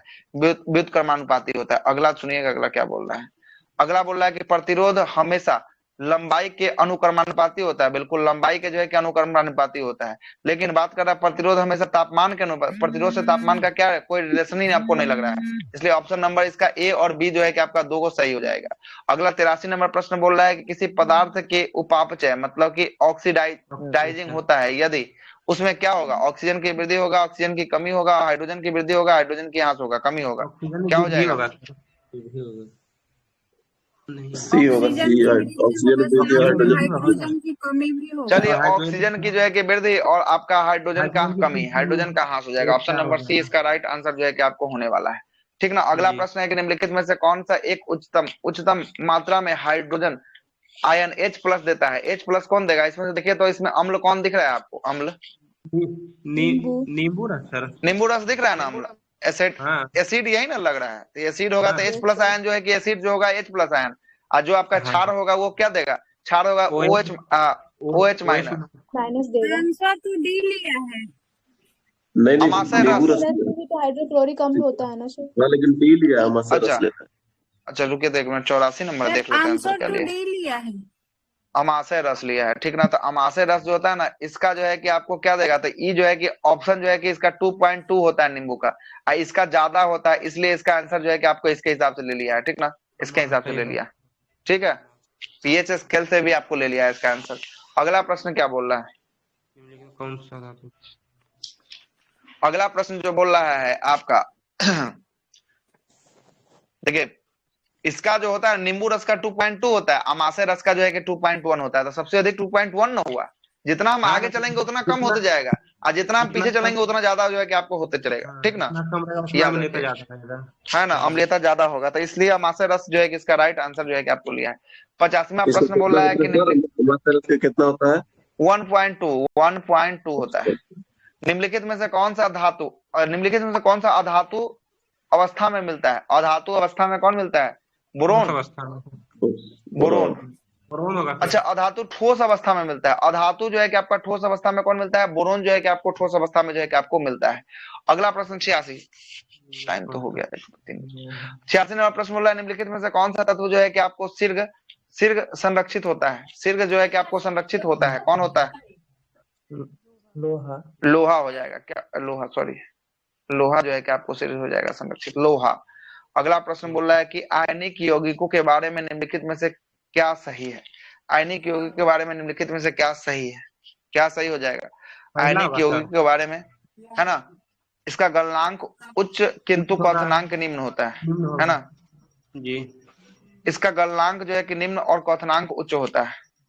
यह सामान्यतः भट्टी के तेल में घुलनशील होता है। इनमें से कोई नहीं, इनमें से इसका कोई नहीं इसका आंसर लिया है, इनमें से कोई नहीं इसका आंसर लिया है ना।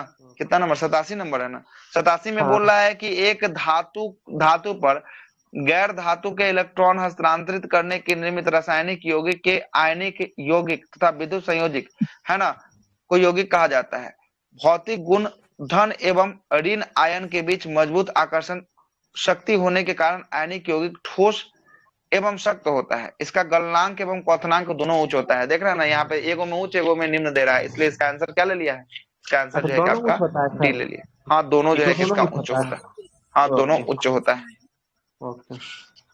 आगे आते हैं, अयस्क में मिले अशुद्धि को क्या कहते हैं? अभी कल ही पूछे हैं इसको, गैंग कहते हैं। क्या कहते हैं? गैंग कहते हैं। ये कल ही आपको लुसेंट से पूछे हैं प्रश्न।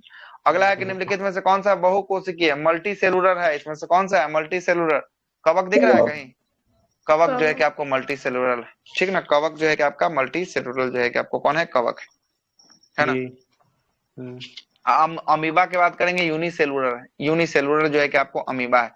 अमीबा, पारामेशियम जो है कि आपको बैक्टीरिया, ये सब जो है कि आपको आ जाएगा। अगला प्रश्न 90 नंबर। 90 नंबर मिलान करना है, मिलाइए तो 90 नंबर। देखिएगा, 90 की बात करेंगे। 90 का जो है कि अग्नाशय, अग्नाशय से जो है कि आपको ग्लूकोकॉर्न कहाँ से निकलता है? तो अग्नाशय से निकलता है। पीयूष ग्रंथि से जो है कि आपको निकलने वाला जो है कि कौन है? तो पीयूष ग्रंथि से जो है कि अपटू ग्रंथि का उत्तेजक हार्मोन जो है कि आपको निकलता है पीयूष ग्रंथि से। अधिवेग एड्रिनल से कौन निकलता है? तो एड्रिनल से जो है कि आपको निकलने वाला कौन है? तो ये जो है कि आपको कोर्टिसोल है। और ब्रिक्स से कौन है? ब्रिक्स से, ब्रिक के किडनी से विटामिन डी, है ना। ऑप्शन नंबर ए इसका राइट आंसर हो जाएगा। आइए अंतिम प्रश्न पे आते हैं। बीच का क्वेश्चन गायब हो गया क्या? अच्छा, इधर है। हमको लगा गायब कैसे हो गया। अगला प्रश्न है, अगला प्रश्न निम्नलिखित में से कौन सा पादप का मुख्य जो है कि अवशोषक अंग है? अवशोषक अंग जहां से अवशोषित करता है, क्या हो जाएगा इसका आंसर? पत्ती और जड़ दोनों हो जाएगा। जड़ और पत्ती, जड़ से पानी को ले लेता है, पत्ती से वायु को ले लेता है, ठीक ना। जड़ और पत्ती दोनों हो जाएगा, ठीक ना। ये भी आपका लुसेंट से ही छपा हुआ है।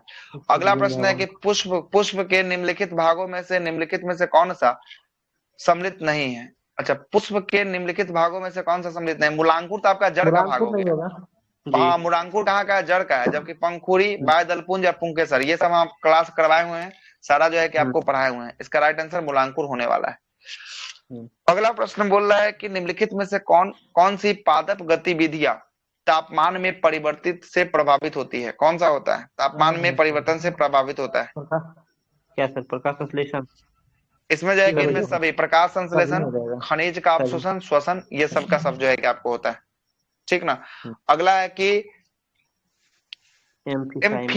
एम्फीसाइमा। एम्फीसाइमा निम्नलिखित में से किसे प्रभावित करता है? एम्फीसाइमा किसे प्रभावित करता है? तो ये फेफड़ा को प्रभावित करता है। इसको प्रभावित करता है। एम्फीसाइमा जो होता है ये धुआं में जो है कि धूम्रपान जब करते हैं ना, सिगरेट वगैरह स्मोकिंग जब करते हैं, तो ये जो है कि आपको किसको प्रभावित कर देता है? एम्फीसाइमा जो है कि उत्तेजक होता है, ये जो है कि फेफड़ा को प्रभावित करने वाला होता है। ठीक है, अगला 95 नंबर प्रश्न की बात करेंगे। 95वां प्रश्न क्या बोल रहा है जरा सुनिएगा। 95वां प्रश्न बोल रहा है कि निम्नलिखित में से कौन सी शारीरिक अंग का श्वसन क्रिया में भाग नहीं लेता है? तो कौन भाग नहीं लेता है? डायफ्राम देखिए तो कहीं डायफ्राम है क्या? 95 का आपको बुमन संपुट है, ठीक ना, बुमन संपुट। बुमन संपुट किसको कहते हैं पता है? एल्बोली को कहते हैं। क्या कहते हैं? एल्बोली को। गुच्छा समान जो रहता है ना, उसी को हम लोग कहते हैं। इसमें जो है कि आपको सांस जो है कि आपका भरता है। क्या होता है? सांस भरता है। अभी आने वाला अगला चैप्टर जब भी आएगा ना, तो यही आने वाला है। बुमन संपुट जो है कि इसका राइट आंसर होने वाला है। 95 के बाद 96 से बात करेंगे। ये मैथ उथ का प्रश्न है, देख लीजिएगा। मैथ का ऑप्शन नंबर डी इसका हो जाएगा। दूसरा की बात करेंगे 97 का ऑप्शन नंबर डी हो जाएगा। 98 की बात करेंगे, 98 का ऑप्शन नंबर सी हो जाएगा। 99 की बात करेंगे, 99 का ऑप्शन नंबर सी हो जाएगा। ऑप्शन नंबर 99 का डी हो जाएगा। और 100 की बात करेंगे, 100 का जो है कि आपका भी नहीं, 5 को मैथ रहता है, 5 ही रहता है। मैक्सिमम 5 आपका रहता है। यहाँ से आपका सेट जो है कि आपका समाप्त होता है। लगभग 2 सवा 2 घंटा चला।